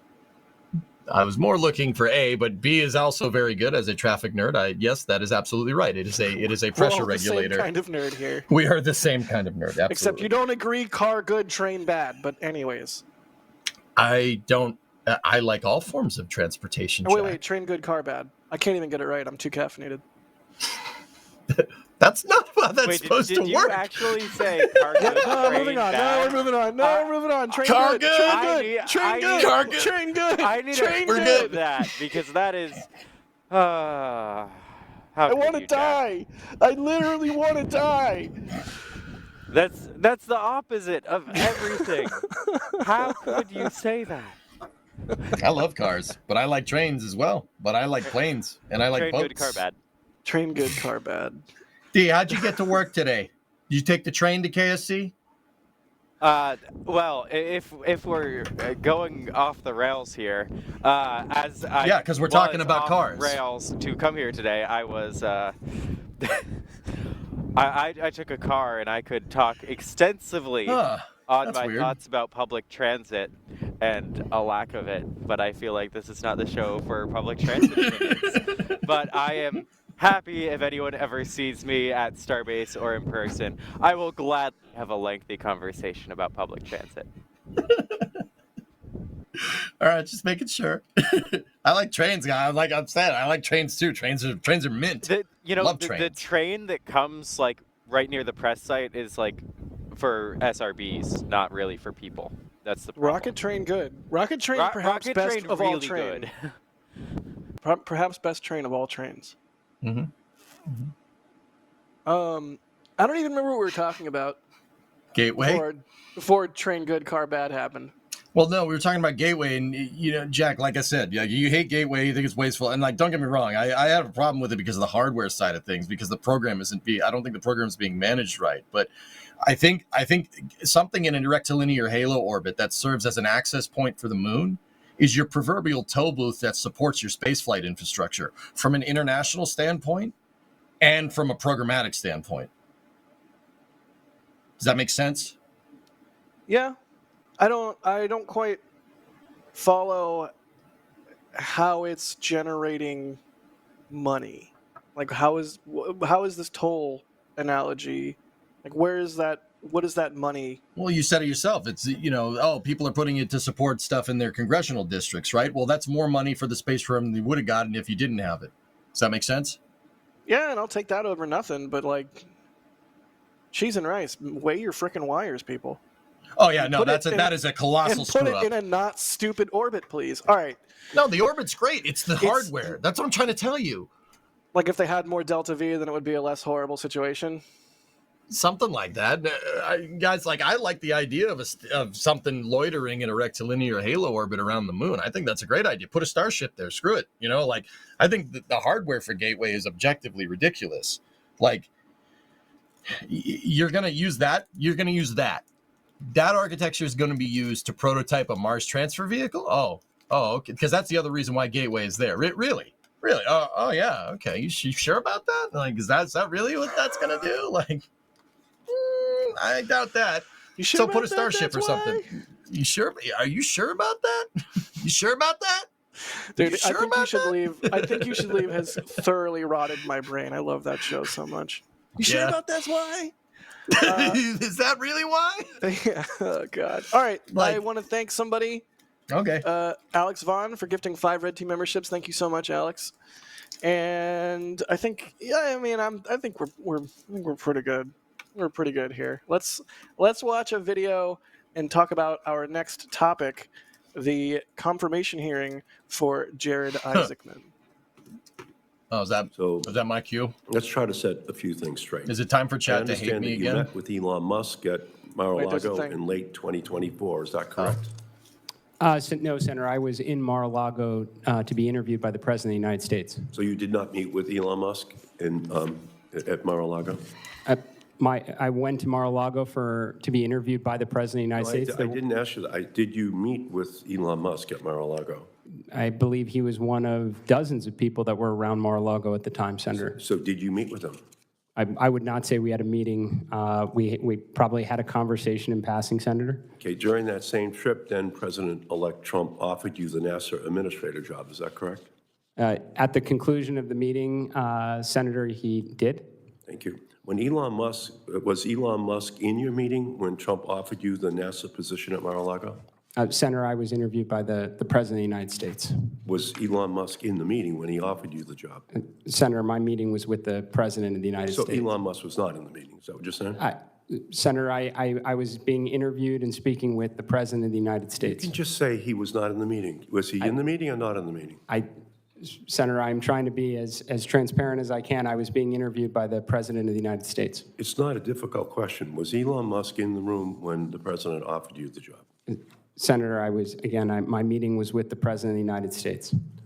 I'm assuming that you don't want to answer the question directly because Elon Musk was in the room. I think that's the only conclusion anyone listening to this could reach, unless you want to dispel us of that notion.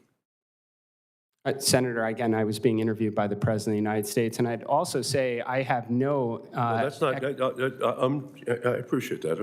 I'm just trying to determine Elon Musk's role in this, and you're not willing to be fully transparent. Strap in, people. We said it was going to be Okay. A spicy trench. So yeah, we showed the most spicy part of that whole Senate confirmation meeting first. So I mean, is that what we're talking about? Because okay, so that was a clip from Jared Isaacman's Senate confirmation hearing, basically so Jared Isaacman was picked by the president. He was picked by the president to be the nominee for NASA administrator. So for the people that don't know how this works, if you're from overseas, you're not from the States, or if you want to learn about civics, here you go, real quick. So NASA serves under the executive branch of the United States. So that's the president. The president runs, or kind of denotes what NASA does. Okay. Now, the United States has three branches at the federal government level. You have executive, which is the president. You have judicial, which is the courts, and then you have legislative. Okay. Now, in order that, like a lot of our systems in the U.S. form of government, there's checks and balances. So the check here for NASA being an executive, kind of serving under the executive of the United States, is that Congress gets to vote on the nominees, which is what we're seeing here, and B, appropriate funds. Okay.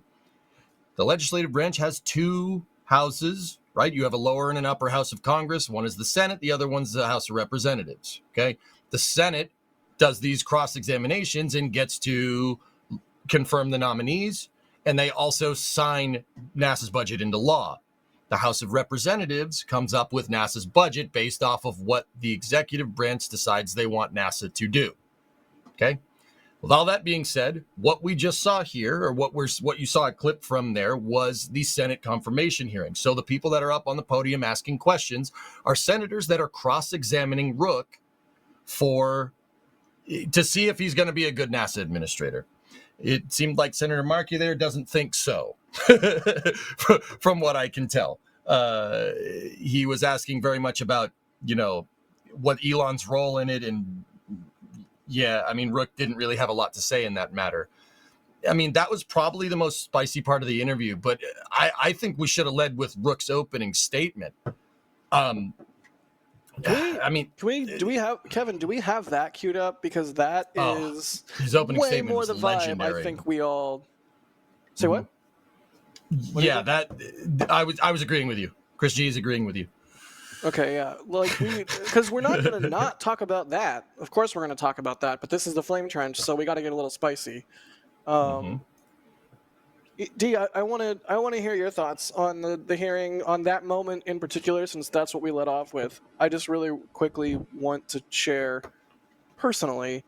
I periodically relearn things in my life. After 37 years, I've noticed a pattern. Sometimes I just forget parts of myself, and then I relearn that that's a part of myself. Longboarding.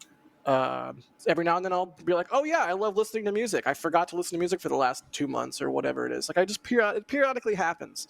I relearned something this week that I didn't even think that I unlearned at any point. I knew it well, but it's been reinforced. And that thing is, I hate politics. I just hate I like rockets. I'm here for rockets. But we have to talk about this stuff because in this case, the politics are affecting rockets. Unfortunately, dude, this industry NASA is conjoined at the hip with these people. So do I like sitting here and discussing what Ed Markey thinks about, Jared Isaacman? Not really, not particularly. I'd rather talk to you guys about staged combustion cycles. But once again, elephant in the room, right? Or the Isaacman in the room. I don't know. Pick one. So cool. Yeah, I don't know. D, you want to throw some thoughts at us, and we can. Of course, like I said, we're going to watch that opening statement because we're definitely going to have thoughts about that. But this sort of the stonewalling that we saw. Yeah. So I'll just start with, because it's been a bit of a negative show overall. I'll just say I think overall the hearing was really good. Well prepared statements, saying a lot of the things we want to hear. It's nice that he's saying, yes, we can get to the moon, and we can get to Mars, and we can expand science, and we can do it more efficiently. Those are all great things to hear.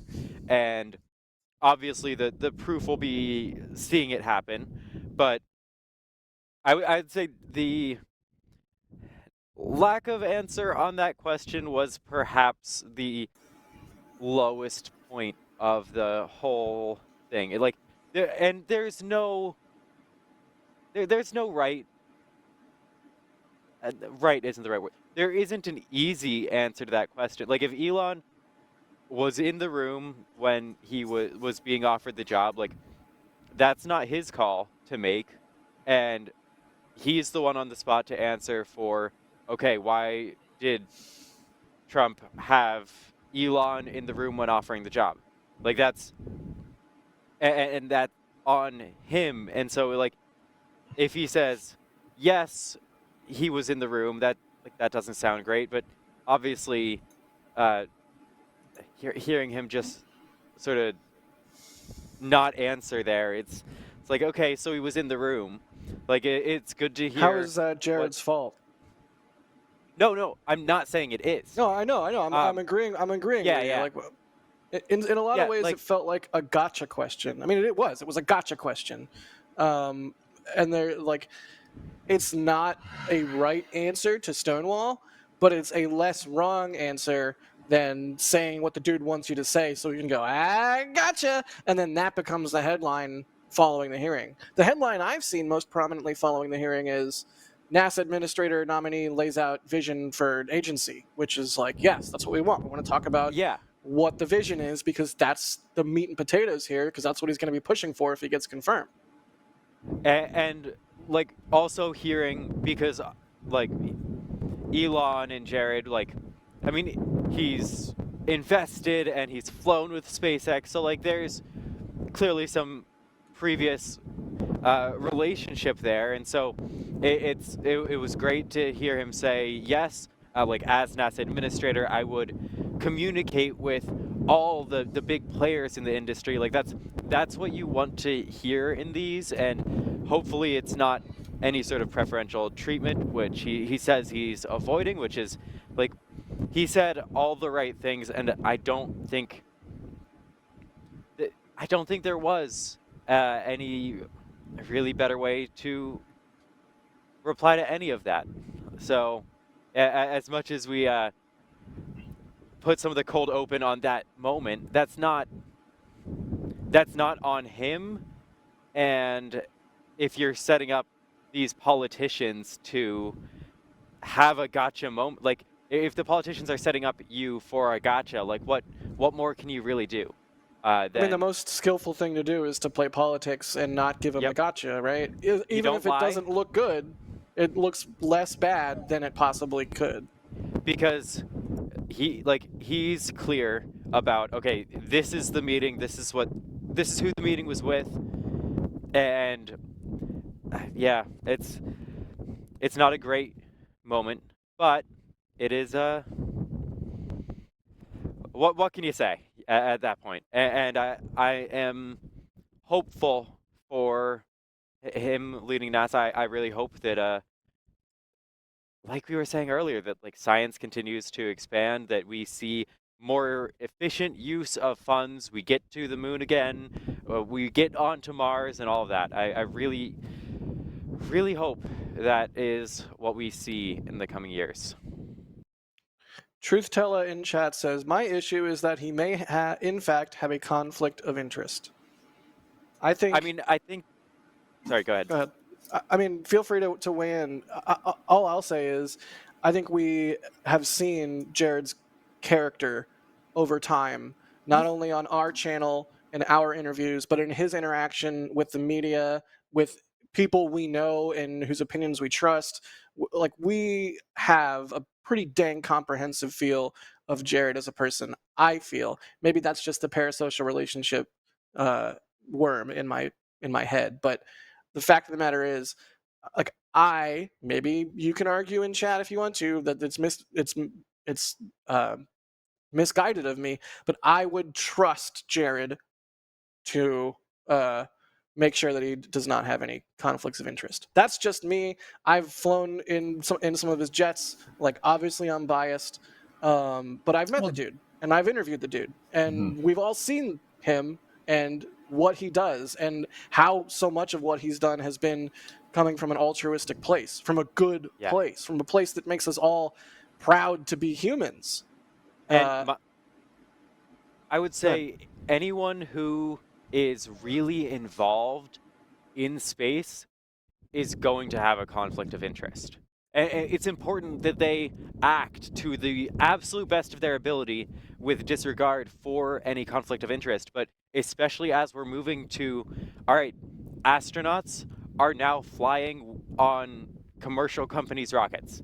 And so, whereas we've had NASA, like we've had astronaut administrators who've flown on NASA rockets, but now people who are invested in space, there are going to be ties to these companies, and it's not something that can be ignored. It needs to be brought up. It should be talked about, and it should be made sure that they aren't like making irresponsible cuts to NASA in one places in order to benefit other. Like, obviously, it's important that they act with the best interest of NASA and the country, but it'll be hard moving forward, especially in the future, to avoid NASA administrators that both care about space, are involved in space, and don't have any level of conflict of interest.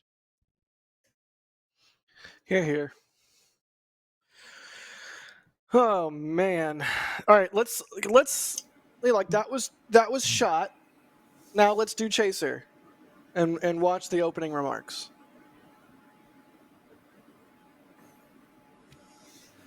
Thank you. I now recognize Mr. Isaacman for his opening statement. Thank you, and Senator Sheehy for the very generous introduction. Thank you, Chairman Cruz, Ranking Member Cantwell, distinguished members of the committee. I'm honored and very grateful to be here before you today as President Donald Trump's nominee to lead the National Aeronautic and Space Administration. I have lived the American dream, and I owe this nation a great debt. I would happily serve President Trump in any capacity, but to work alongside the people that have expanded the boundaries of exploration and brought humanity closer to the stars would be the privilege of a lifetime. Before I begin, I would like to acknowledge my crewmates, as you did earlier, Senator, along with my wife, Monica, and my two wonderful daughters that are sitting behind me, Mila and Liv. I do recognize I am a newcomer, so I thought I would share a bit about my story, along with my understanding of the challenges and the opportunities that lie ahead. I am an entrepreneur, and my journey began when I took a risk and left school at age 16 to build a company in my parents' basement.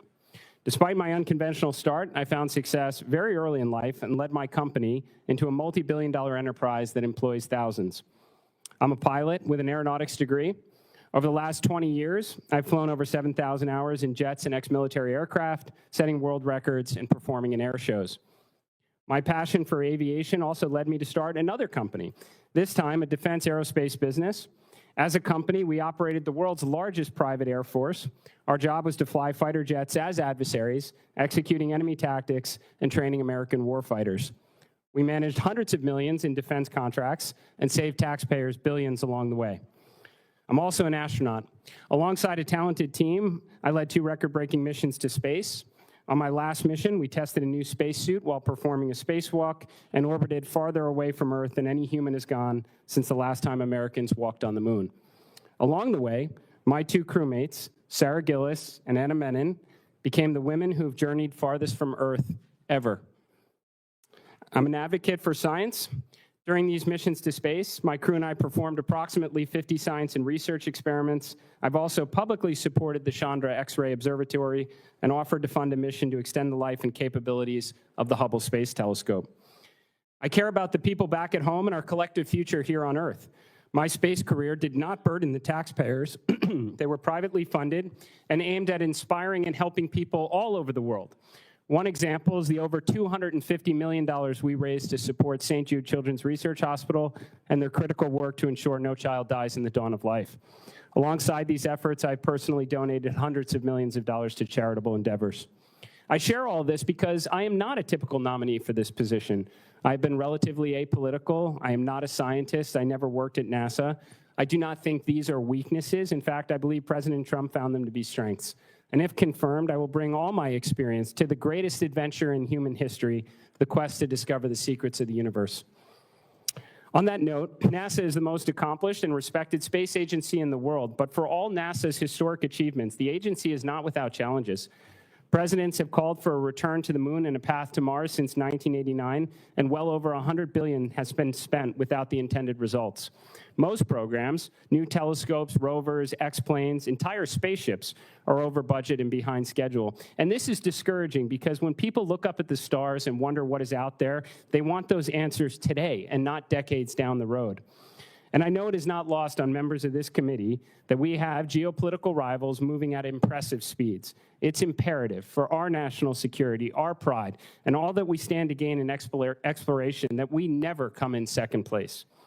If confirmed, and with the support and guidance of President Trump and members of Congress, we will reinvigorate a mission-first culture at NASA with the following objectives. First, American astronauts will lead the way in the ultimate high ground of space. As the President stated, we will prioritize sending American astronauts to Mars, and along the way, we will inevitably have the capabilities to return to the moon and determine the scientific, economic, and national security benefits for maintaining a presence on the lunar surface. We will focus our technology development efforts on the world's greatest engineering challenges, such as the practical application of nuclear propulsion, so we can truly unlock humankind's ability to explore among the stars. Second, we will ignite a thriving space economy in low Earth orbit. By working alongside international partners and industry, we can unlock the true economic potential of space and deliver meaningful benefits to the American people, potentially even charting a course for NASA to become a financially self-sustaining agency. Number three, NASA will be a force multiplier for science. We will leverage NASA's scientific talent and capabilities to enable academic institutions and industry to increase the rate of world-changing discoveries. We will launch more telescopes, more probes, more rovers, and endeavor to better understand our planet and the universe beyond. If confirmed, I will work alongside and recruit the most talented minds this nation has to offer, and we will concentrate our resources towards achieving the near impossible, the objectives that no other agency, company, or institution is capable of accomplishing. We will do so knowing the risks and the groundbreaking opportunities that lie ahead, because some risks, like exploring the worlds beyond ours, are worth taking. We will do this not just to expand our knowledge or strengthen our national security, but to improve all life here on Earth and inspire the next generation to reach even further. This is why America needs NASA, why the world needs NASA, because there is no more important investment than inspiring our children to build a better and more exciting future. And the best way NASA can do that is by delivering on our mission and ushering in a new golden age of science and discovery, and we will not fail. Thank you. Hell yeah. Yes, that was awesome. Fantastic opening statement. But here we go. I'm going to DOS EJ. It's just a statement. Oh my gosh. You know what? Okay. I do think that is a fair argument. Like, we will have to wait and see. And I think that the discussion of, in the opening statement there, we heard him say, we will return to Mars and get to the moon along the way. Like, that makes it sort of clear, like, we're looking to Mars, and yes, we'll get the technology to go back there, but it doesn't quite put the moon, it doesn't put the moon as the priority, which, I do think that's fair in some regards. I agree. I think it's the right set of priorities. I think everything he said, bang on. Well, with a few minor exceptions, which we'll get to. I think everything he said, bang on. But it's like, what is it going to be able to deliver on? And B, what is Congress and the administration going to enable? Yeah, that's the big question now. Like, I'm hopeful, but it'll be a lot if he's able to deliver on all of these promises. There were some discussions on timeline and racing back to the moon, and I want us to win that race, I guess I could say. Absolutely. So I really hope that the money is prioritized and used efficiently and used quickly to That's one of my those goals. That's one of my favorite things he said during the whole entire opening statement, right? I'm going to butcher it, but it's like people don't want answers tomorrow. They want the answers today. Like, let's not kick the can down the road anymore, people. I really appreciate that. Really quickly, because we are getting close to twists, and I want EJ to be able to say his piece as well. Hi, EJ. Hi. Hi, Jack. Two things that stuck out to me in the opening statement. One, he said he wants NASA to be a financially self-sustaining agency. That concerns me. I look at that statement with side eye. I don't want to worry about NASA having to feel like they need to generate a profit. I want NASA to do things for the public good. I don't want to have to pay a subscription service for GPS. I want NASA to do things not because they need to be financially self-sustaining, but because they're the right thing to do. Maybe I'm, being all hippy-dippy and dancing through the flower fields over here, but that's how I feel about that statement. Maybe I'm reading way too much into that. Financially self-sustaining agency, though, concerns me. And feel free to rebut me when I'm done talking. The other thing I do want to say is, if you want to perhaps get a feel for what the future might look like should Jared be confirmed, regardless of all this budget chaos, what did Jared do before all of this? He founded Draken International, right? They did Red Air for the government. What is Red Air? That's flying aircraft as if you are an enemy against our pilots so that the pilots can train against a realistic threat. That's what Draken did for the government. They got government contracts. They flew Red Air against our military for training purposes. Before that was a thing that private companies did, and it's not just Draken, it's a bunch of companies that do this for the government as a service. The government would have its own squadrons. Like we had squadrons in the Air Force, in whatever, the Navy, what have you, that would fly Red Air, that would train in tactics and use jets that were painted as if they were enemy jets. And that was the thing that the government looked at and said, hey, this is too expensive. We're going to move this Red Air thing. We're going to shut down these squadrons. We're going to retask these people and these funds. And we're going to instead contract this out to the private industry in order to enable cost savings, etc. That is what Draken International did. They provided Red Air services to the government, a thing that previously was an in-house government thing. So I'm just saying, if we look at Draken versus we look at NASA, maybe we see some similar things happening in the two. Those are the two things I wanted to say about that. I really hope Jared gets confirmed, and I really hope he can deliver on the truly inspirational vision that he laid out. EJ, what thoughts do you have? Okay. All right. Spice incoming.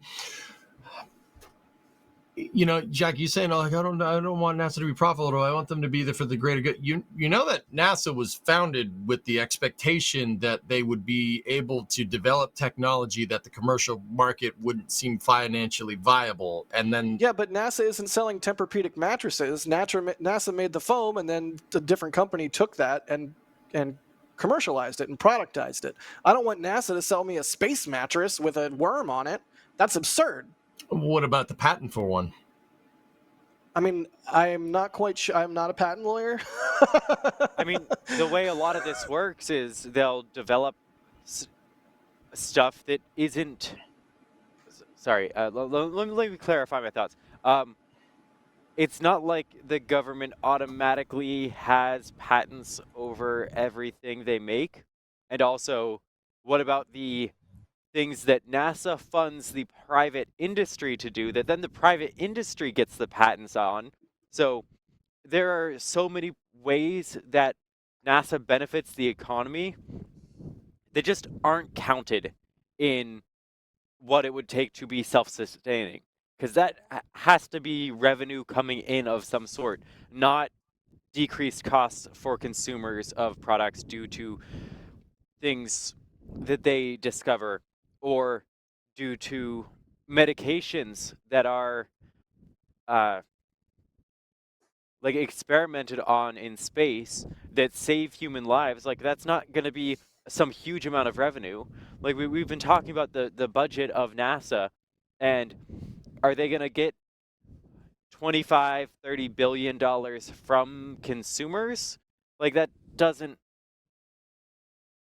seem like, I don't know. I don't think the goal should be for it to be self-sustaining, because it's like a service in so many ways, and it's about exploration and gaining new knowledge.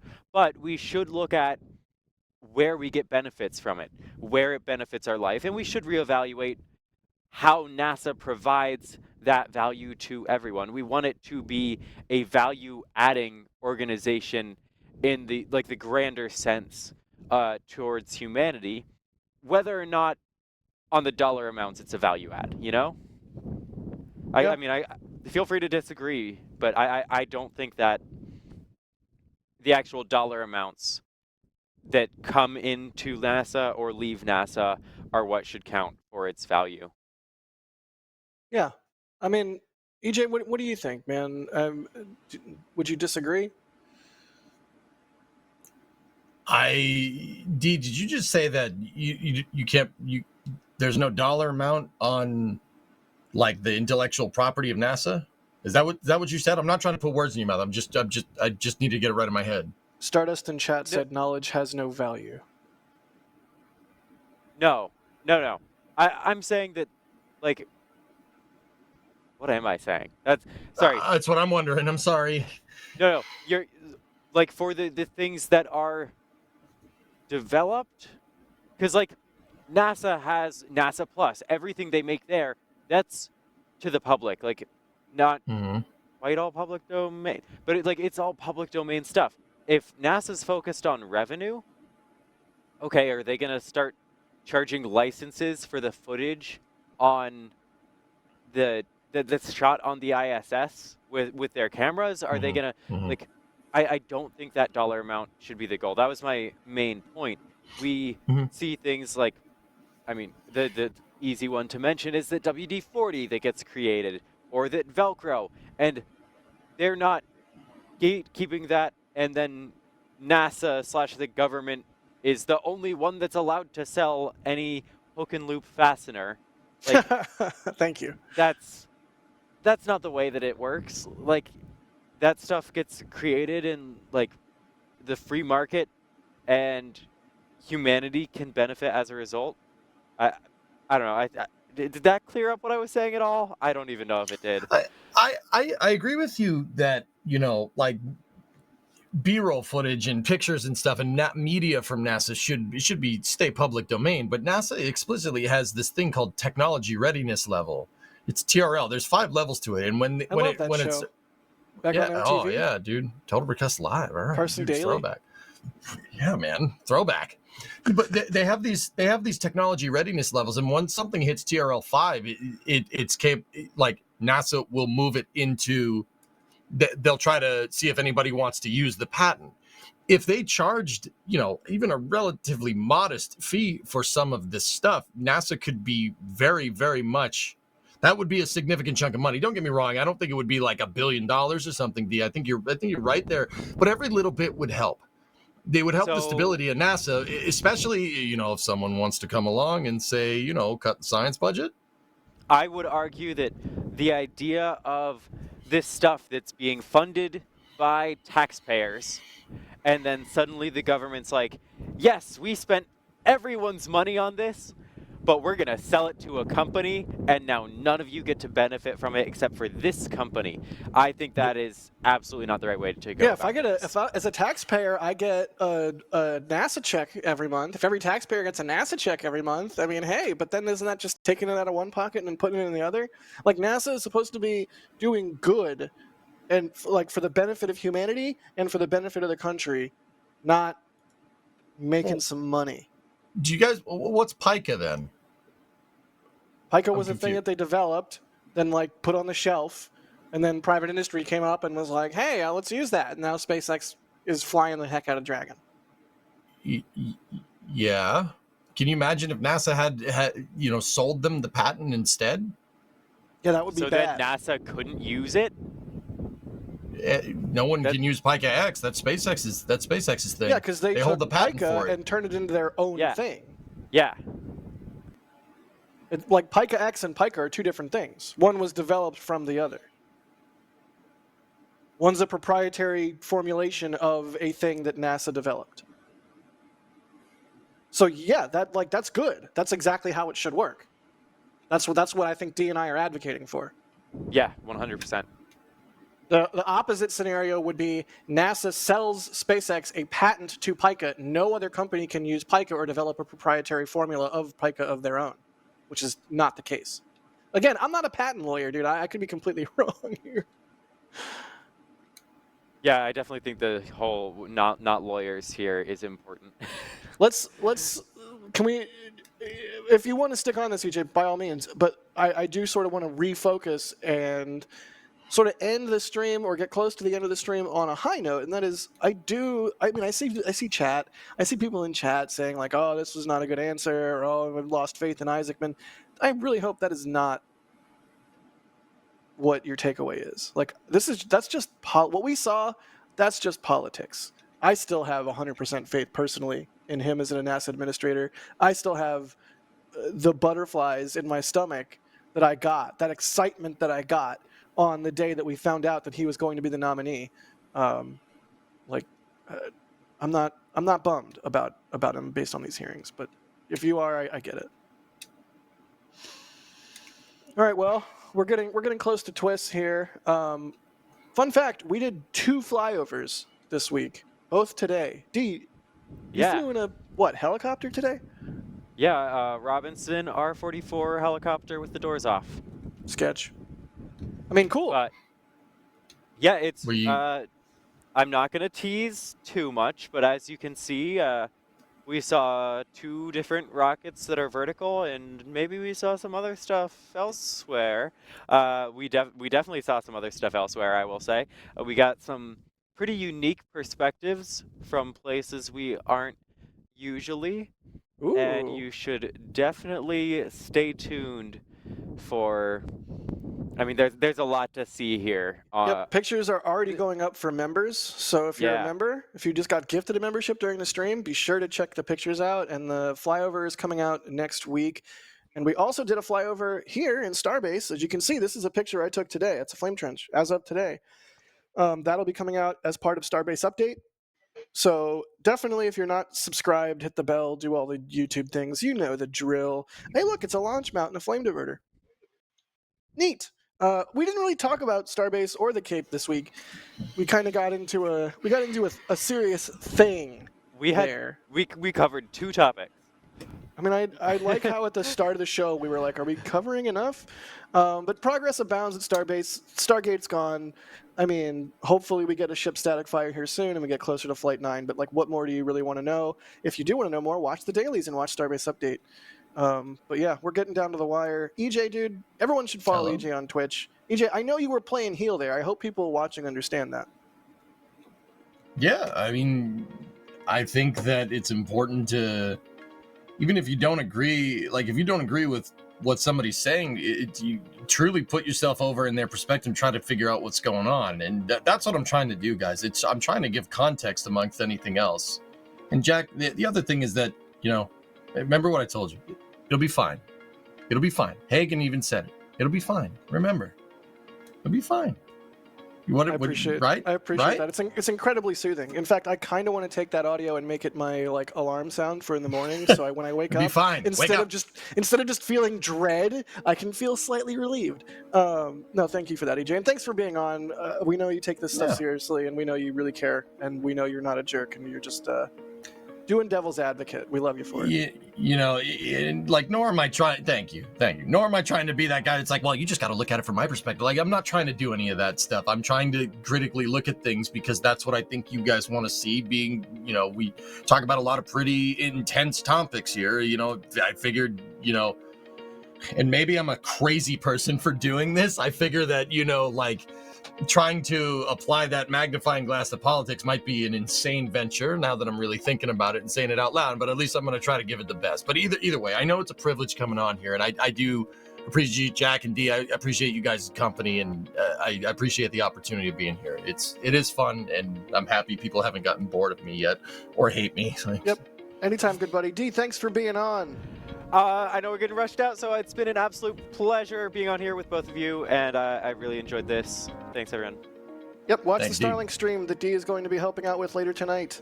Go watch later. This Week in Spaceflight. It is coming up right now. Also, thank you to Kevin for operating the stream. Thank you to Hagen for popping in. I'm Jack Byer. Thank you for watching and putting up with our, at least my, negative attitude.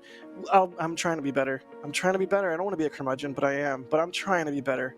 Everything's amazing. Everything will be fine until it won't. But right now, everything will be fine. All right, go watch Twist. We love you guys. We'll see you now. And here we go.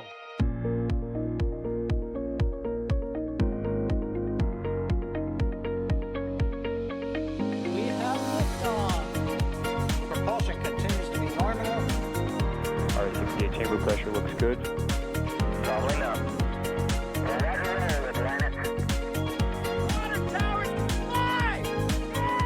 Tango down to nominal. Flight downside FD off. Bring in FD off. It's orange. Orange 45. Oh my god. Oh my god. Decollage. Look at this. Put that in the big bag. 343 unfolds to go. Indeed. We rise together back to the moon and beyond. The methane will be igniting in the flare, correct? Yikes. You good? Sure. We don't need any more of these.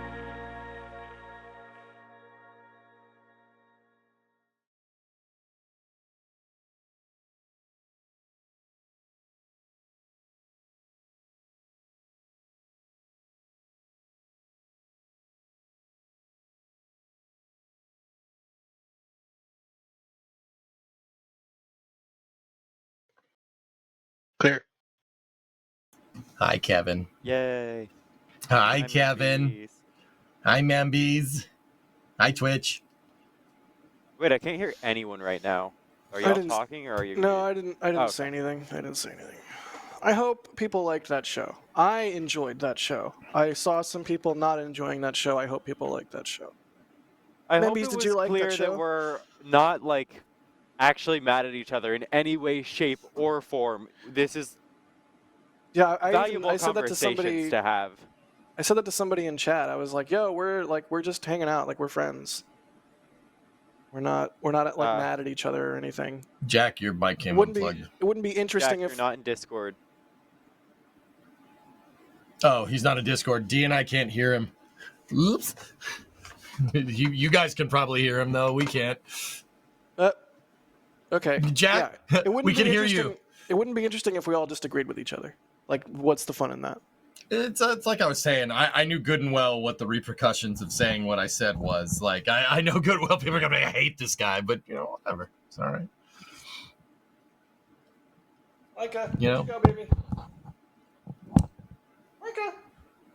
Yeah, this was a interesting series of topics. I feel like there isn't a great way to cover it. Like, the options to cover it are, okay, you just state the facts, and then it's like, you're not providing context, or you state the facts and then you have a discussion about the plus sides, your opinions on it. Like, and I feel like that was a good conversation. Mm-hmm.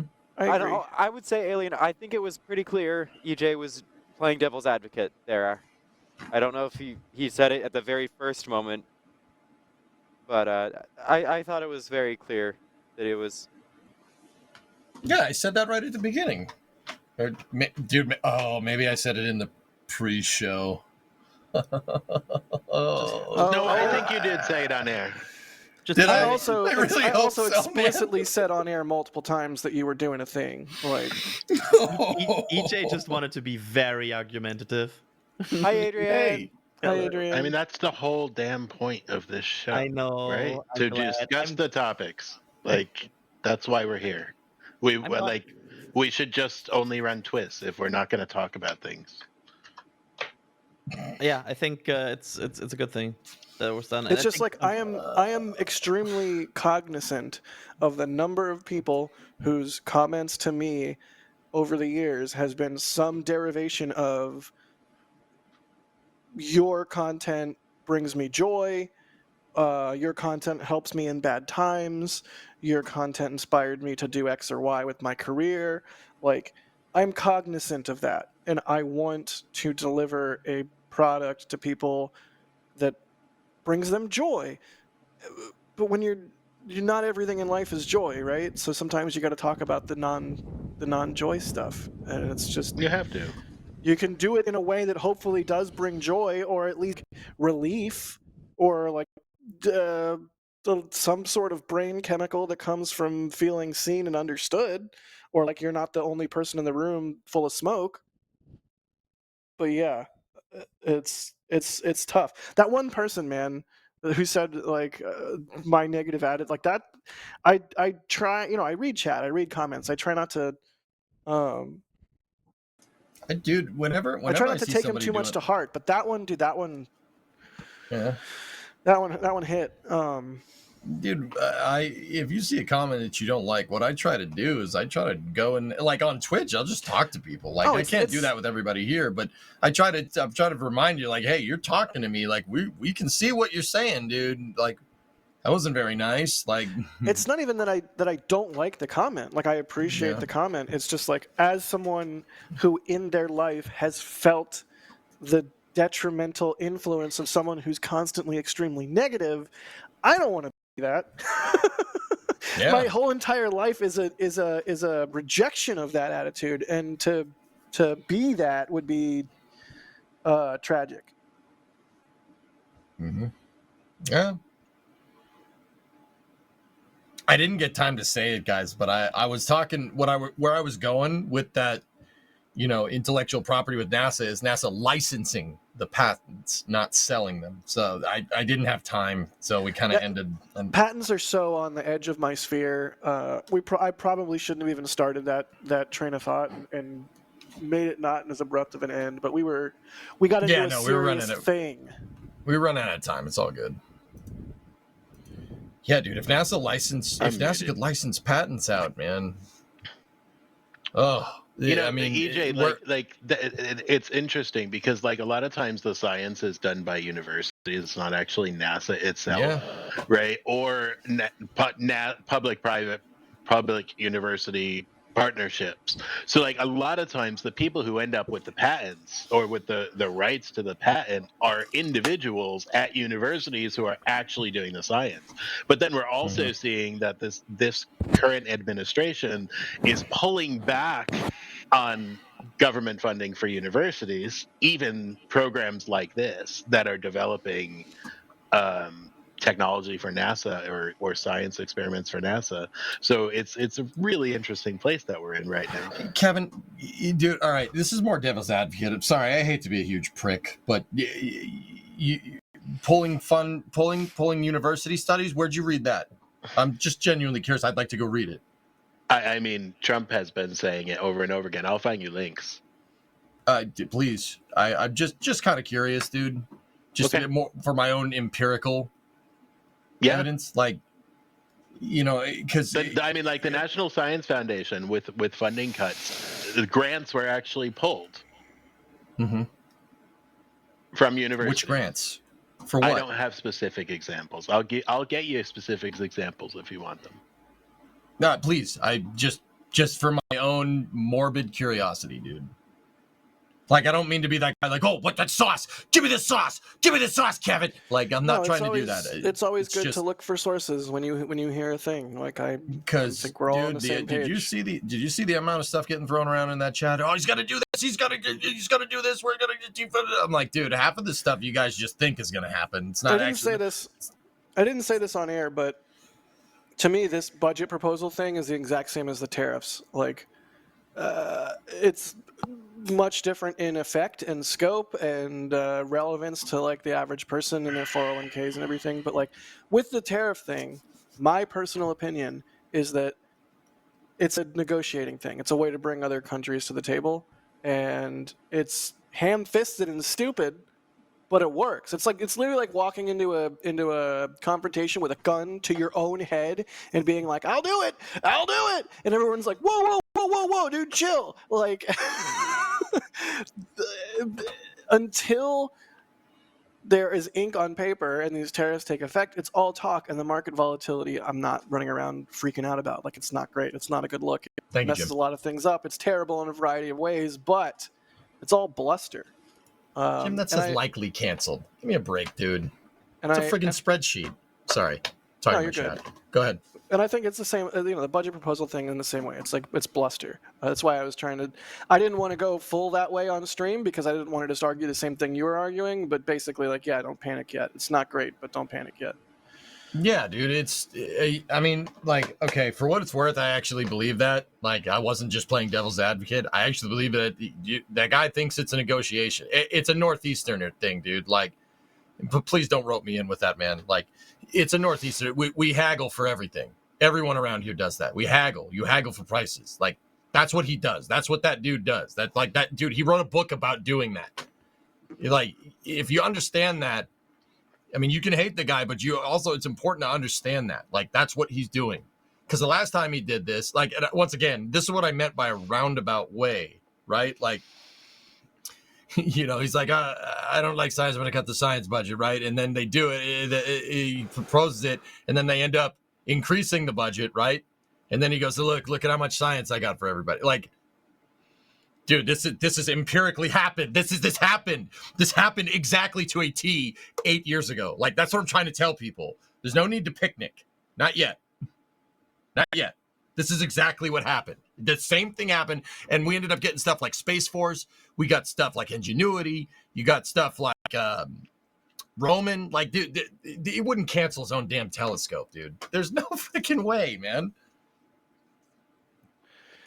I agree, and I fully see and hear your point. I just wish the haggling started from a better place. But that's not how haggling works. I get it.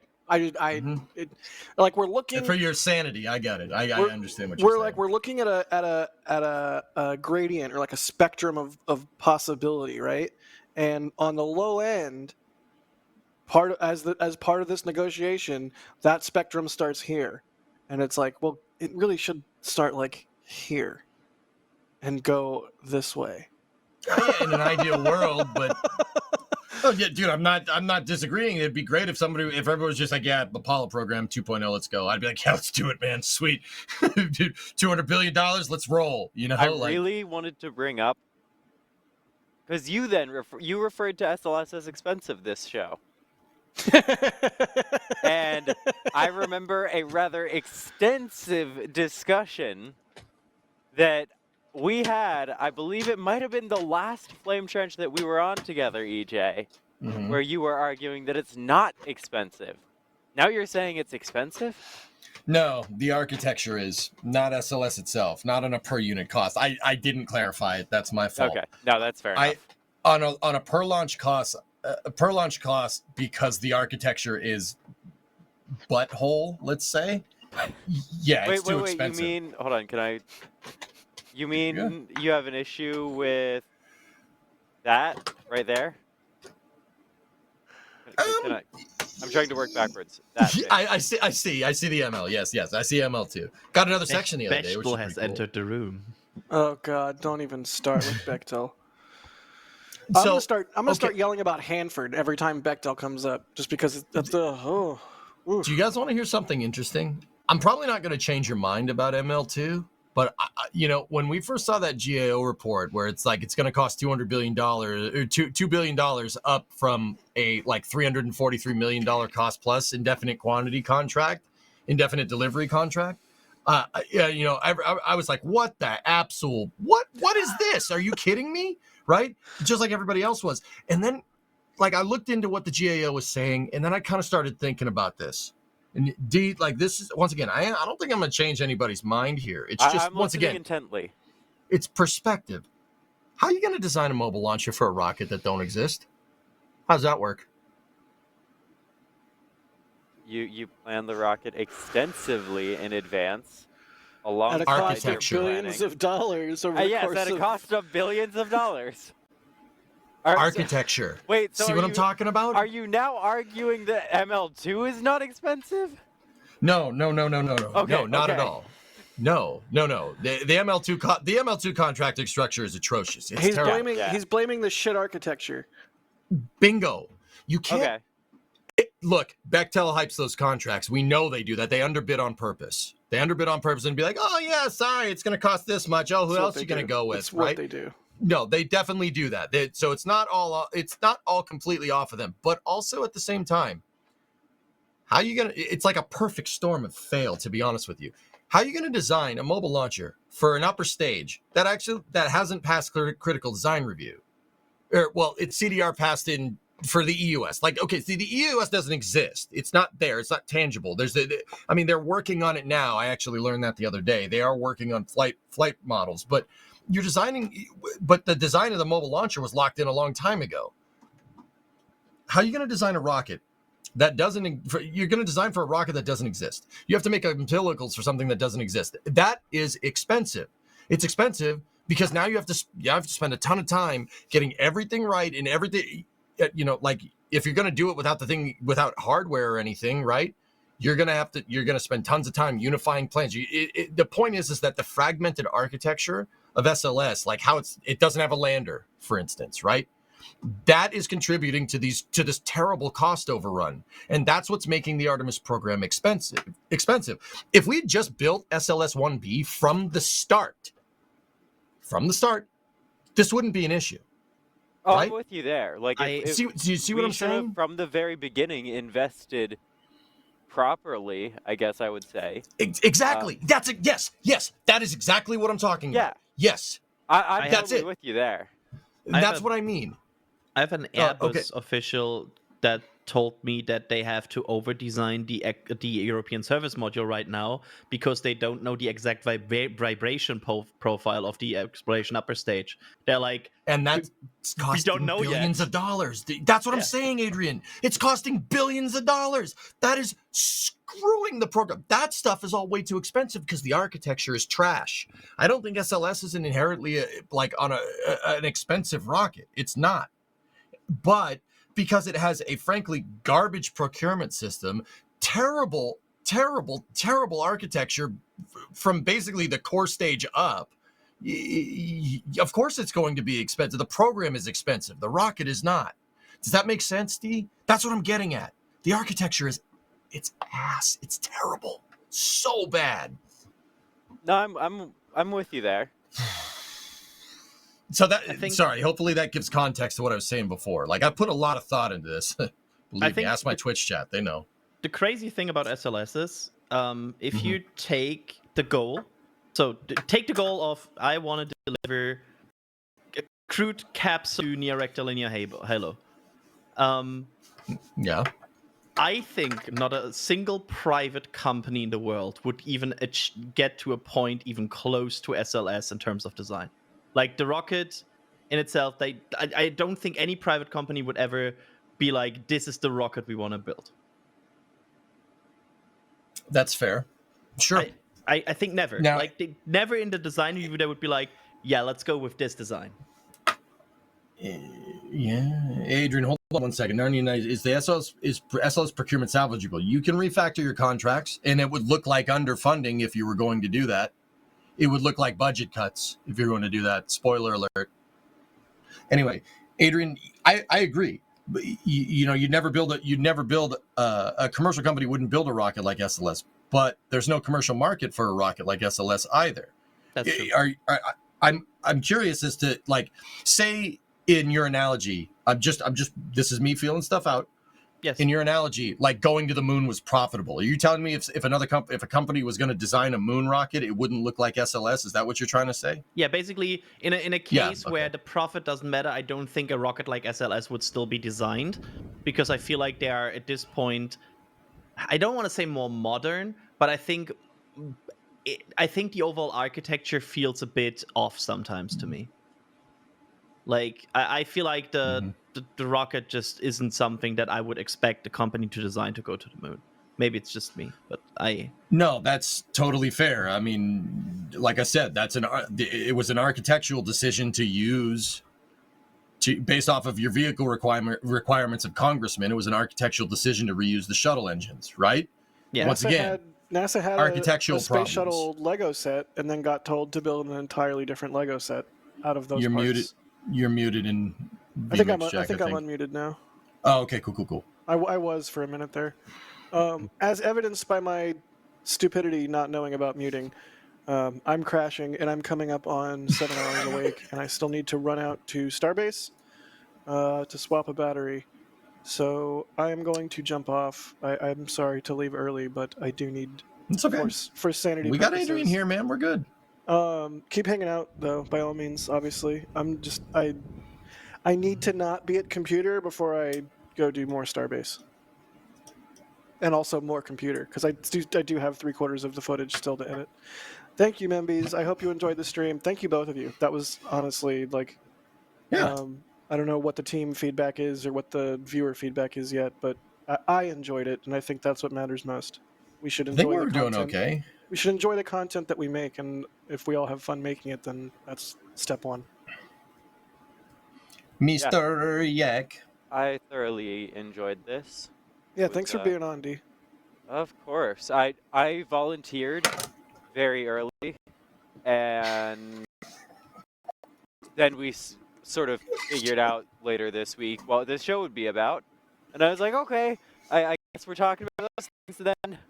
That's the way she goes. Yeah. All right, y'all. See you, Jack. Drive safe. Fix your brakes.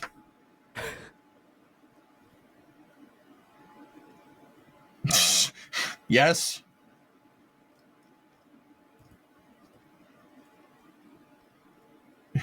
Welcome to whose orbit is it anyway? Where the rockets don't launch and the profits don't matter. Nice, Tessa. That's pretty funny. Yeah, I think that SLS is a fine design. You know, it's fine. It's good enough. It's good enough to get you there. But the way the procurement has gone, D, and the way they've gone about doing building these cores, it's just awful. And that's where the perceived cost comes from. Because like SLS the per launch price is total cost involved. If you saw a straight net price of how much it costs to put the stack together, it's not nearly as much as you think it is. It's just they rope costs from everything else. Everything else gets roped into its costs. So an SLS launch technically has money allotted to keep the lights on in the VAB and VAB maintenance because SLS uses that facility, right? I don't think it's inherently. You see what I'm saying? So the prices seem like they're more than they are. I mean, and to an extent, they kind of are. To an extent, I will concede that, but that's because the program was flat funded, which is just. That's a whole nother thing. Going back to architecture and procurement and systems engineering, they've been just giving the SLS the same amount of money over the last 10 years. Just adjusted for inflation. It's the same value, which is not how you fund a space program. You got to, D, you said this yourself. You got to put cost up front. You got to put cost into development. You got to put cost into developing your architecture. Because we never got that, we kind of have this neutered architecture here, this kind of, lukewarm freaking architecture. And that's no wonder we got what we got. It's the funding curve for SLS is non-existent. It's flat.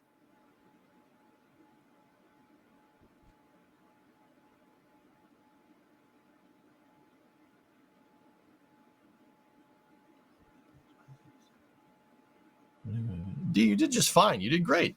Thank you. Yeah, you did fine. Yeah, I was replying downstairs. Yeah, I see it. I see it. Sort of. Mm-hmm.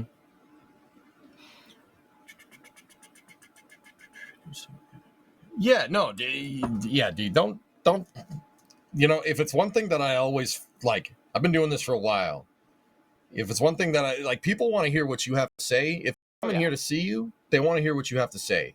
Don't go off the rails. You know what I mean? But find a nice, polite way of explaining what you're talking about, and you'll never go wrong. Look at what I just said. Yeah, there's one or two people I think that hate my guts now, but right. But hey, there you go. We had a pretty good conversation. It was the the core people, the people that have come here for us, loved it. You know? Oh yeah, I think this went really well.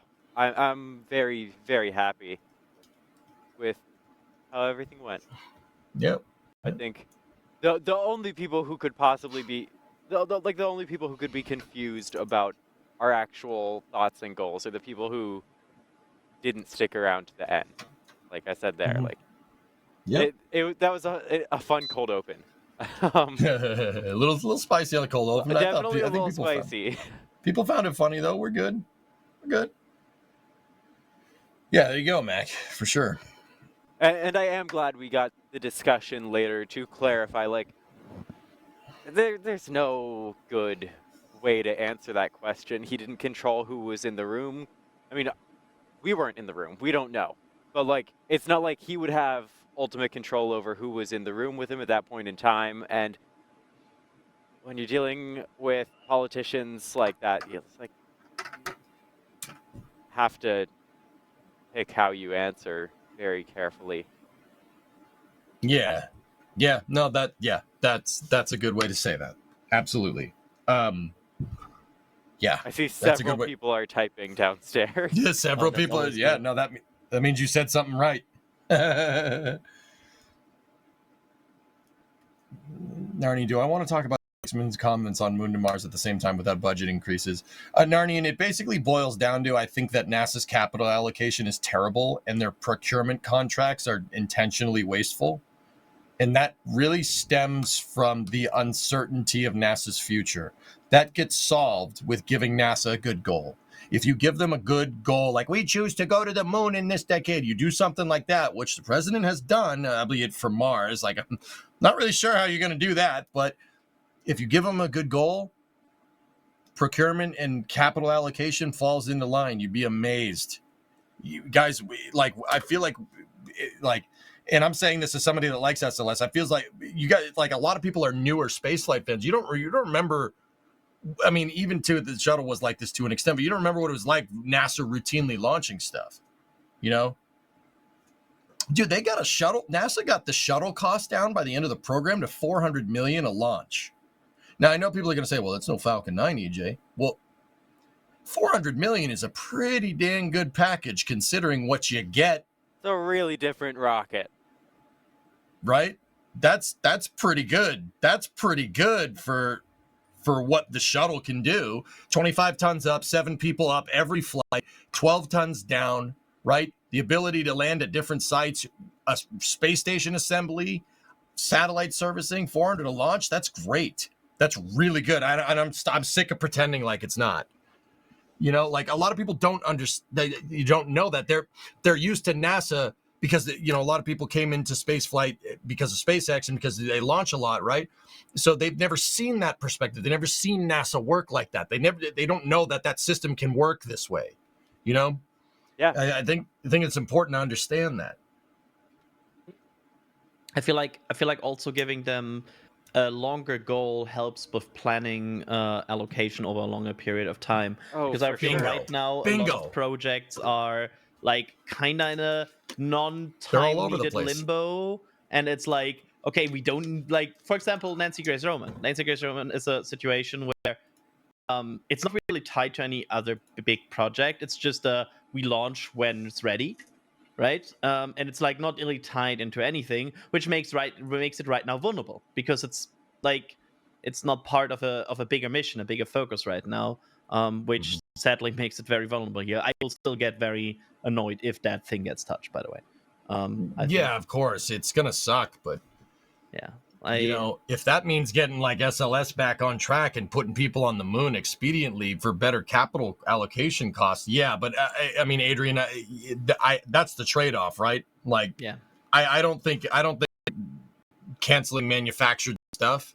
That's like one of my big rules and one of my very big red flags of pointing out just frankly idiotic policy. If you cancel something that's built, all right, that's stupid. Every time we've done that, it ended up being insanely stupid policy. Apollo, great example. Apollo's a great example of this, right? Anytime Space Station Freedom, another great example.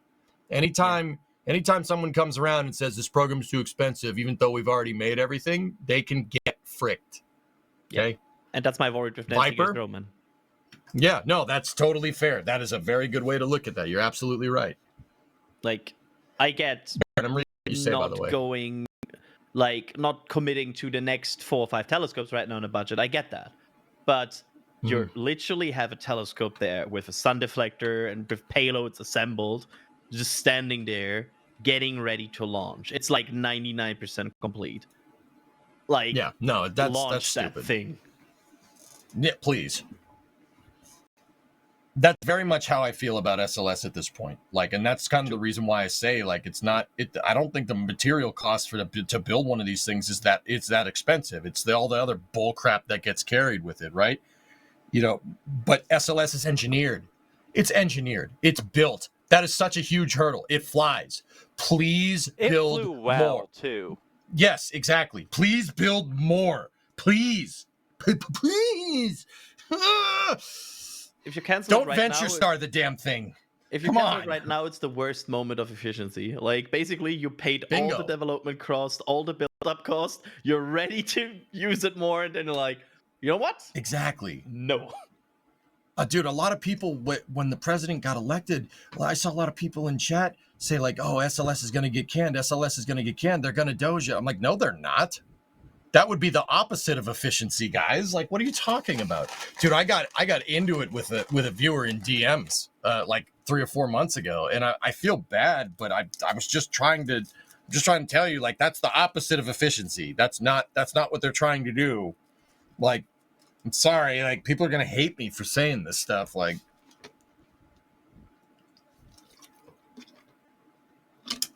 Petrie, is this live? Yes, it is. I don't know who that is, Baron. Oh, hey, Adrian, Alex. I would like the world to know in advance right now that you said the S word about tonight. I said that they might. Yeah, I said it. I'm sorry. So D, That's right, I'm just being nice here, D, because I said it early. So if they do it early, you can get Just some because you sleep. say it early doesn't mean it'll happen early. I'm just being nice. I can't perceive it that way. That's too bad. I'm actually trying to be nice. And I already brought out a bunch of gear, so I can't even like leave and go home now. Wah, wah, wah. I've got Chex Mix in my car. Oh, hell yeah. What kind? Oh, let me go get it. I'm not going to eat on stream. That's gross, but I'll be right back. So against the NSF commentator guidelines. What did I say? I didn't say what word. I was actually about to talk, and yeah, there was another conversation going, so it's okay. Dude, I hate when that happens. Yeah. That happens sometimes on stream, and I'm like, oh, what I had was it was good too. Crap. You know? But EJ, we're also like, you know, not actually in person, right? And all of these latencies suck big time. Oh yeah, for sure. Yeah. Oh, but yeah, I was just gonna interject here. I've been here for like 10 minutes listening to this, and I was gonna say that, you know,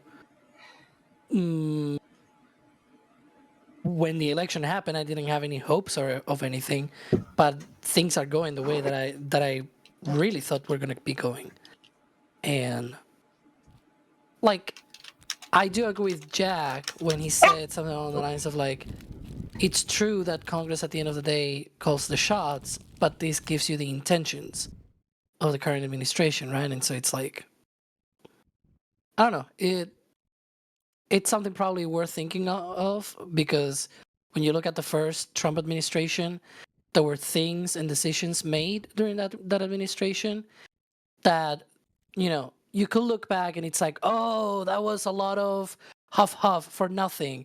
And it's like, I wouldn't say it was for nothing. There were things that were cut at the time. Other things were boosted. And here we are, you know, 5 years later, and still have to talk about budget cuts and things, you know, getting shifted around. And I think we are in the situation that we are precisely because of where we were in 2017. But That's my take. Alex, what do you mean? What you're talking about? Where we were in 2017? Can you like specifically refer to something? The whole reason some of the portions of NASA did not get completely canceled was because there was a Democratic Congress, either the House or the Senate, or in the case of 2018, after that, it was both. That was the whole reason. We are not in that situation right now. It is true, though, that not all Republicans, accept this. I mean, Ted Cruz, he's the chairman, right, of the Senate Commerce Space, whatever. It's the Zodiac committee. killer. He's the chairman of the committee where Jared was, and he was very critical of like saying, oh, let's cancel Gateway, let's cancel Orion, let's it's still true that there are some dissenting opinions, I guess. But well, Alex, all that proves to me is that NASA funding is agnostic of political party, dude. Republicans will be pissed if you defund their district, and Democrats will be pissed if you defund their district. Yeah. You know what I mean? And you've got that's all that tells me. Yeah. So and the you've makeup got also on the same side of things, like Kim, for example. I don't remember his first name. He's a senator, and both him. He's a Democratic senator, and Ted Cruz, which are completely opposite sides of the coin. They were agreeing next to each other on the geopolitical consequences of diverting to Mars without going to the moon, for example. Which, obviously, for Congress, that's important because it's like the cornerstone of the freaking politics of the U.S.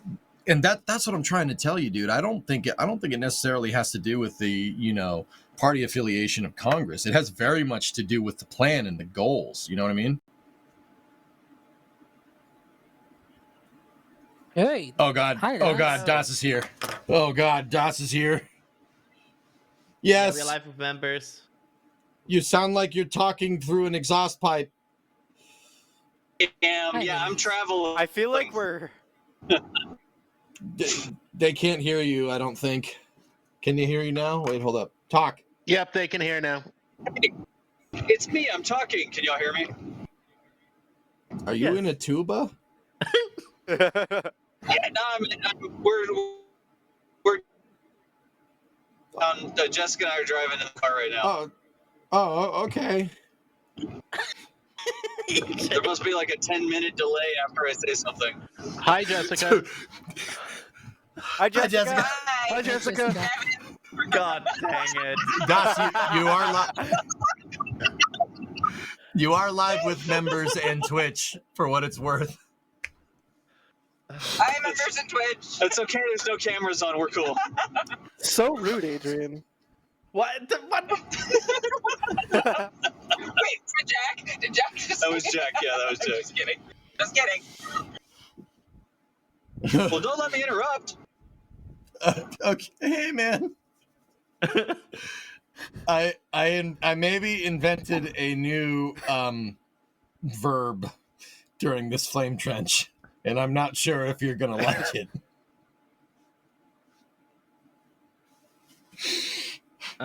I playing devil's advocate is now dossing somebody. Sorry, man. Don't hate me. I'm sorry. Dude, AJ, the thing is, Starliner just started with 5 thrusters. It was a negotiation. Like, come on, they're going to start with 5 thrusters. It's playing hardball. You're going to end up with only 1 thruster. Don't panic, dude. It's just how this goes. I don't know why you're getting your panties in a wad when they open with 5 thrusters. It's just a negotiation. Stop gaslighting me. I'm dead. I've died and gone to heaven. I've died and gone to heaven. There's no possible explanation for anything else. I'm dead and this is heaven. That's awesome. That's so good. Just how it always goes. I don't think why anybody would get up in arms about it. Oh God! I need that was awesome. Opening with 5 thrusters indicates a big problem in the base of the system itself. Opening with 5 thrusters is like leaving hypergolic fuel in the tank back at White Sands. Like there's a bigger problem with the system if that's your open. Yep. There it is. I'm okay with it. I'm okay with dossing people. That's fine. Okay, cool. I'm sorry. How many thrusters are working on your car right now? Do what? What's that? I assume you're driving because it sounds like you're driving. Yeah. No, we're driving down to my mom's house right now. So How many thrusters are working on your car? I think it only has 1 or 6, depending on how you define it. Do you still have all access to maneuver in? I do, but I think what I'm going to do is pump the brakes, and they feel a little squishy, right? So I'm going to take the next exit, and then I'm going to decide, should I go to the garage? Station Or should keeping? yeah, I'm going to just get off the exit and drive nicely on the side road. No big deal, not making any sudden movements. Just turn it off and on again. And your car returns alone while you get another car to Which is the rescue car, by the way. This is too real. This is too real. The road needing a rescue car to be sent for me. This is too real. Just don't get stranded out there. Yeah, nobody ever got stranded. We're gonna send a cargo car for you. Am I really stranded if I'm at my mom's house, though? I would argue you're not stranded. That's we're about to I think send people you. saying you're stranded would be if overstating it was me at my parents' house, I would say yes, I'm strandred. But that's Yeah, I would also say I'm stranded. Nice. We're gonna send you a cargo craft. Oh, dang it. We just dropped it. The tow truck's coming. Oh wait, it blew a tire. Never mind. Sorry. No, I was listening in. I was like typing in chat, but I was boarding the plane and stuff, and then we didn't have internet on the last flight, so I couldn't. I would have dialed into the flame trench with my Starliner opening negotiation analogy. But I was unfortunately on the plane, like I couldn't dial in. Well, I hope you enjoy the cold open when you see that. I have not seen it yet, but I'll have to go back and watch it. I don't know why we call it the cold open. It was very spicy and very hot. Just saying. It's definitely a spicy cold open. It's the best cold open we've ever done. Pica mucho. I'll have to check it out when we're not in the car. Oh boy.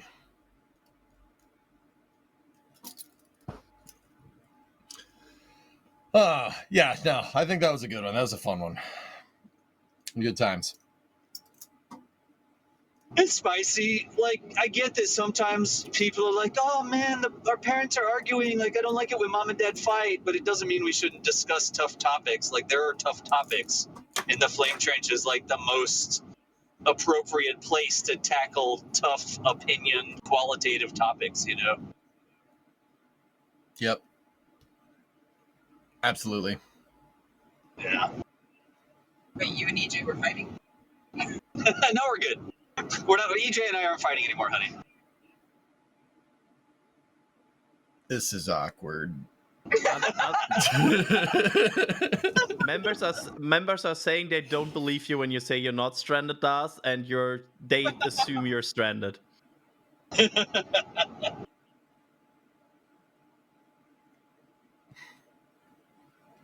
I'm trying to come up with a "who abandoned me" joke, but there's not really an obvious "I was abandoned by somebody" joke. Like, I got myself in this mess. Oh boy.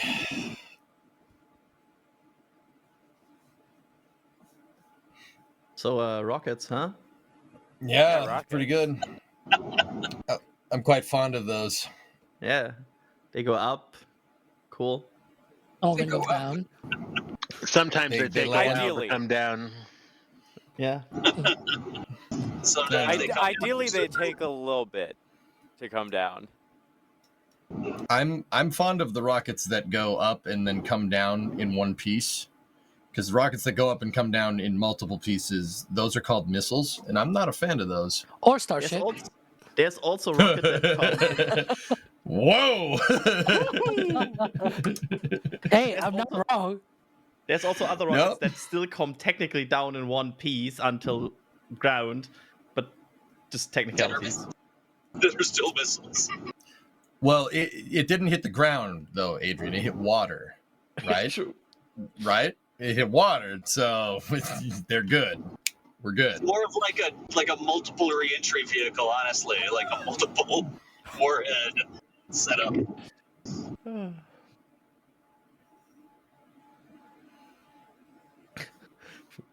We find out in 50 years that SpaceX had a black contract from the government to make Starship into a MIRV, and Flight 7 and 8 turns out were actually test flights to test that on purpose.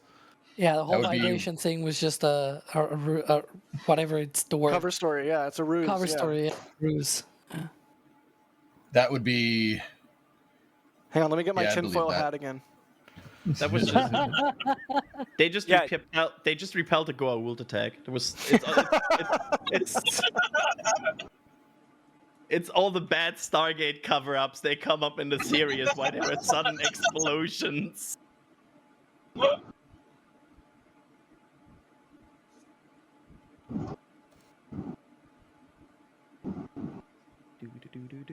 I'm muted, apparently. Am I still muted, Martin? Can hear you now. We hear you. Okay, they got me. Okay. Dude, that somebody posted a over on my Discord. Trey9 posted a freaking 3D printed raptor that's a meter tall.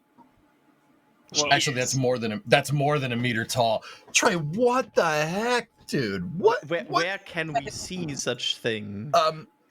Here, let me link it. I'll show you. I'll link it over in the NSF Discord. Thank you. How wide is the base? Dude, here. Would It's SpaceX pretty wide. be storing coils of steel at the port? Maybe. Why you ask? Look in the Memby chat. Jack, they probably bought it in bulk before the tariffs hit. That's honestly what I'm asking. I mean, Like, look at that. Where should I look at? oh, you Members multi downstairs. That's a No, lot but of like steel. in the video, or in the picture. It's the in the control center. It's all little red rolls. Oh, those are coils of steel. Jeez, I mean, DJ. they look like coils of steel. It could be something for the LNG plant. It could be something entirely different. But there's a buttload of steel at the port in this area where SpaceX has previously offloaded scrap vehicles and stuff. EJ, So if you good. want one of those and you know someone with the 3D model, let me know. I can do some very large 3D prints. Really? All So right, that cool. could be Good to know. in shockingly few pieces. All right. How big's the print bed that you have? 16 inches by 16 inches by 20 inches. Bruh.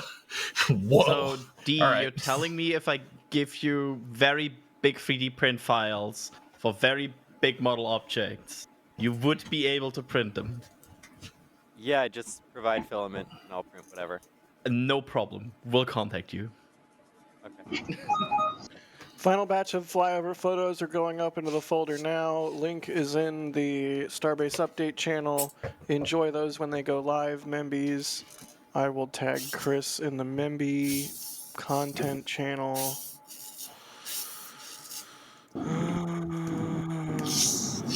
I didn't print that, Membies. That was one of my viewers.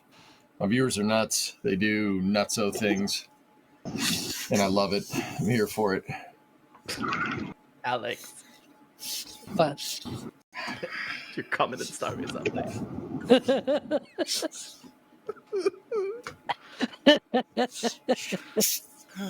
Yeah, guys, 16 by 16 would be 406 mil by 406 mil by what's 20 in mil? I forget. 20 inches tall, Woody. So you'd need to do 20 times 24.7.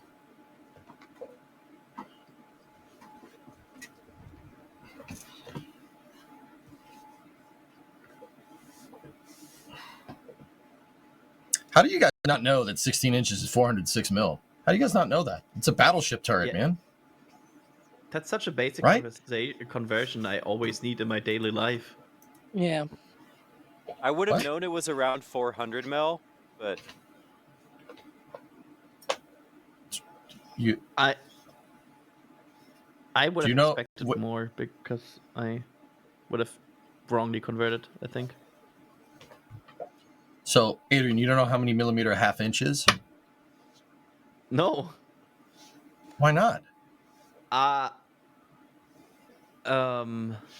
It's 50 cal, dude. 12.7 millimeter. I really rarely convert to the Imperial system in my head. Why? Why not? I have to admit to you, I will be totally honest with you, I rarely do that. Oh yeah, no, jeez, that's shocking. I didn't realize. I mostly use metric, actually. What? Well, it looks like DOS has lost signal, but has said for us to say goodbye to everyone. Bye to everyone. Bye, From DOS. everyone. Kind of crazy that he only says to everyone, but not us.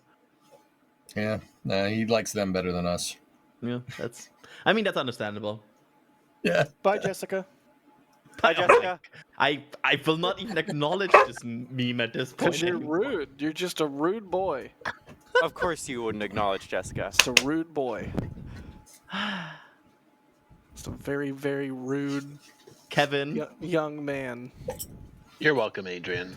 Thank you so much for starting this. It's the best thing ever. I don't think. It's better than spiders. I No, just it's can't not. believe you never want to say hi to Jessica. It's I don't so understand. mean. Like, she's so sweet. She's always so friendly and cheery. Why are you like this? Why are you like this? I don't know, dude. I'm sorry. I had so much coffee. I had so much coffee. Like, holy cow. Yeah. I did not think. Like, my thinking was I would drink half of this today and then half of this tomorrow, and I drank the whole thing. Can I? I will not tell what you asked me, Jack, but can I tell what happened earlier? Like, yes, because of. So Jack was trying to get a message to me about a thing he needs from me. So he was typing to me, and at some point I was like, Jack, I don't understand what you want from me. Please, like, I need a hard reset on this. And it was just totally. Maybe it was me, but I just didn't understand what was it exactly saying? I just said I am confused. I just typed I am confused. I think Yes, I am. I explained it like 3 different ways, partially interweaved with each other. Yeah. and then you send a document that is not in relation with what you explained. I'm really good at this. I'm really good at my job. I'm really good at this. Hi, baby. Hi, Leica. Oh, you guys can't see this, but she's a sweetie. She's a sweetie. Likey. Someone clip that voice. Who's a sweetie? Likey. Don't worry. It's already clipped. Who's a good baby? I love you. Sometimes I need like I feel like sometimes for these conversations I need EJ's face as like a subtext. Like it adds an additional layer of context. Likes. Dude, EJ, What? I got an electric skateboard and have been using it to take Leica on runs. Oh. Which has been amazing because she freaking loves running and I suck at it. So I just felt like running. yeah, so we've been doing steadily longer and longer runs, and the other night she was just like full zoomies. We had already done a run that day, but she was in zoomy mode. It was like 11 p.m. I was like, all right, girl, we're going to tire you out. So I took her on a really long run, and I set the speed setting on the skateboard to like the highest mode and was just like ripping around, and she was hauling butt. It was awesome. Fast forward. Oh, sorry, go ahead. Fast forward to many hours later, and I wake up. Well, first off, I'm having a dream about something, and then water starts pouring in to whatever was happening in the dream, like Inception style. And I'm like, what is that I know waterfall sound? What is that I know where this waterfall is sound? going. And then I wake up, and I'm like, what is that waterfall sound? Oh boy, like a painted the entire floor of that bedroom with chunks. I spent like an hour and a half at like 5 a.m. cleaning it up, and then dropped a Topo Chico bottle in the process, spilling a full bottle of Topo Chico into the chunky pile of vomit, which was then boiling because Topo Chico is extremely bubbly. So that's how my Thursday morning went. How'd your Thursday morning go? I'm so glad you shared this. I wouldn't know how my life would go without it. My first time riding an electric skateboard, and my only time riding an electric skateboard, ended with a quite spectacular video that exists I've seen that one. where I fall to the ground, and yet more recently I have a friend offering to try a one wheel, and I feel like that's very destined for failure. Oh, by the way, Are $5 that Jack plants his face into the street at least once with this electric skateboard, and The problem is he could rig it by not riding it for the next 30 days. What the heck? And true. otherwise, Okay, no one would without bet going into that further he wouldn't detail, fall I over. think we all know how good I am at not doing something for 30 days. Yeah, it's not very. It's not very. Unless it's the intro. Kevin, go ahead. Kevin, low blow, buddy. Oh my gosh. Kevin, like out there with his destroyed you. wheelchair. Yeah. But also, for those that don't have Jack. seen the video, let's say that D found a coin when that happened. On the Wait, ground. I might have it available. Oh god. Are you gonna send it or show it? Maybe. All right, I'm going to transition from desk mode to out and about mode, so I'll be listening, but mostly not talking. Bye. Bye. All right, let's see. I know I have it here somewhere. Titan. Question is how far I have to scroll back.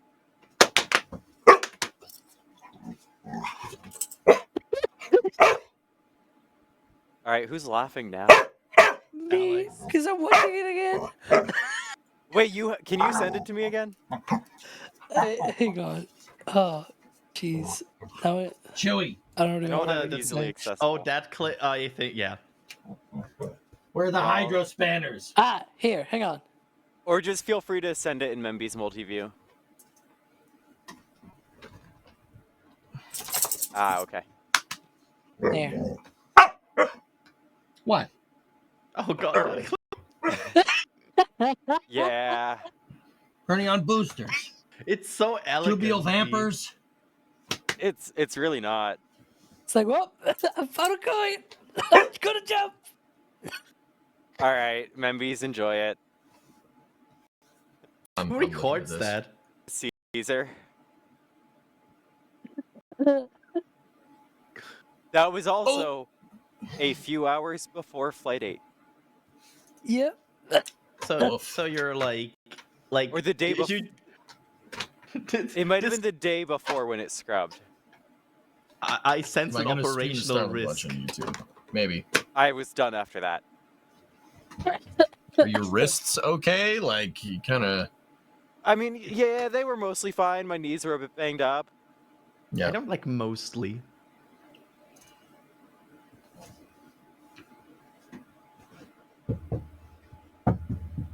All right, guys, I gotta head out. I gotta go take care of the dog. I think he needs to pee. After the story I just heard, take care of the dog. Yeah. Yeah, gotta do that. Pretty sure you guys don't want to join me in that one. So I'll talk to you guys later. Membies, I'll see you at Twitch. I'll be back over there in a second, okay? Talk to you later, EJ. See you guys. Thank you. I think Bye, it's time EJ. to run the outro. The outro. Yeah. I need to go to sleep to write BU in the morning. It's similar You to mean the we're not gonna intro, have- but it's just the outro. You mean we're not gonna Would have you a prefer 5-hour the intro or the outro?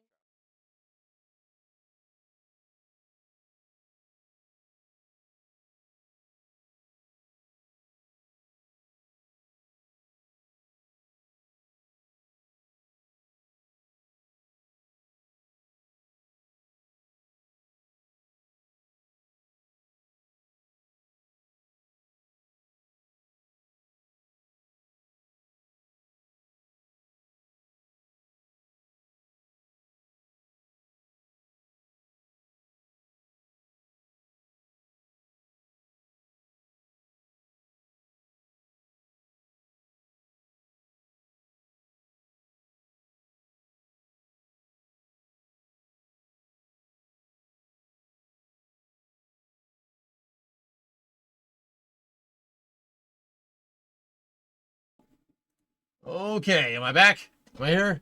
Hello? Where am I? Chat, where did I go? Oh, there we go. All right. All right. How do you continue to watch in the stream now? You could just watch. Okay.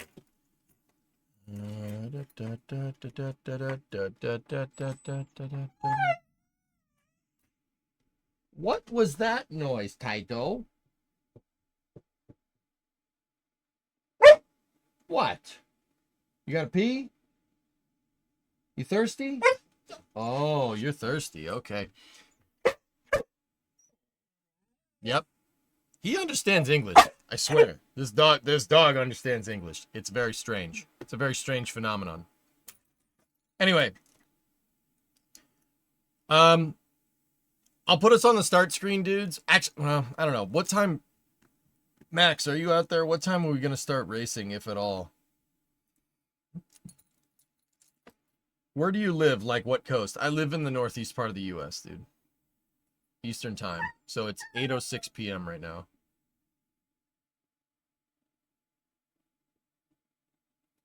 Discord says 9. Aiming for 9. Cool. Cool.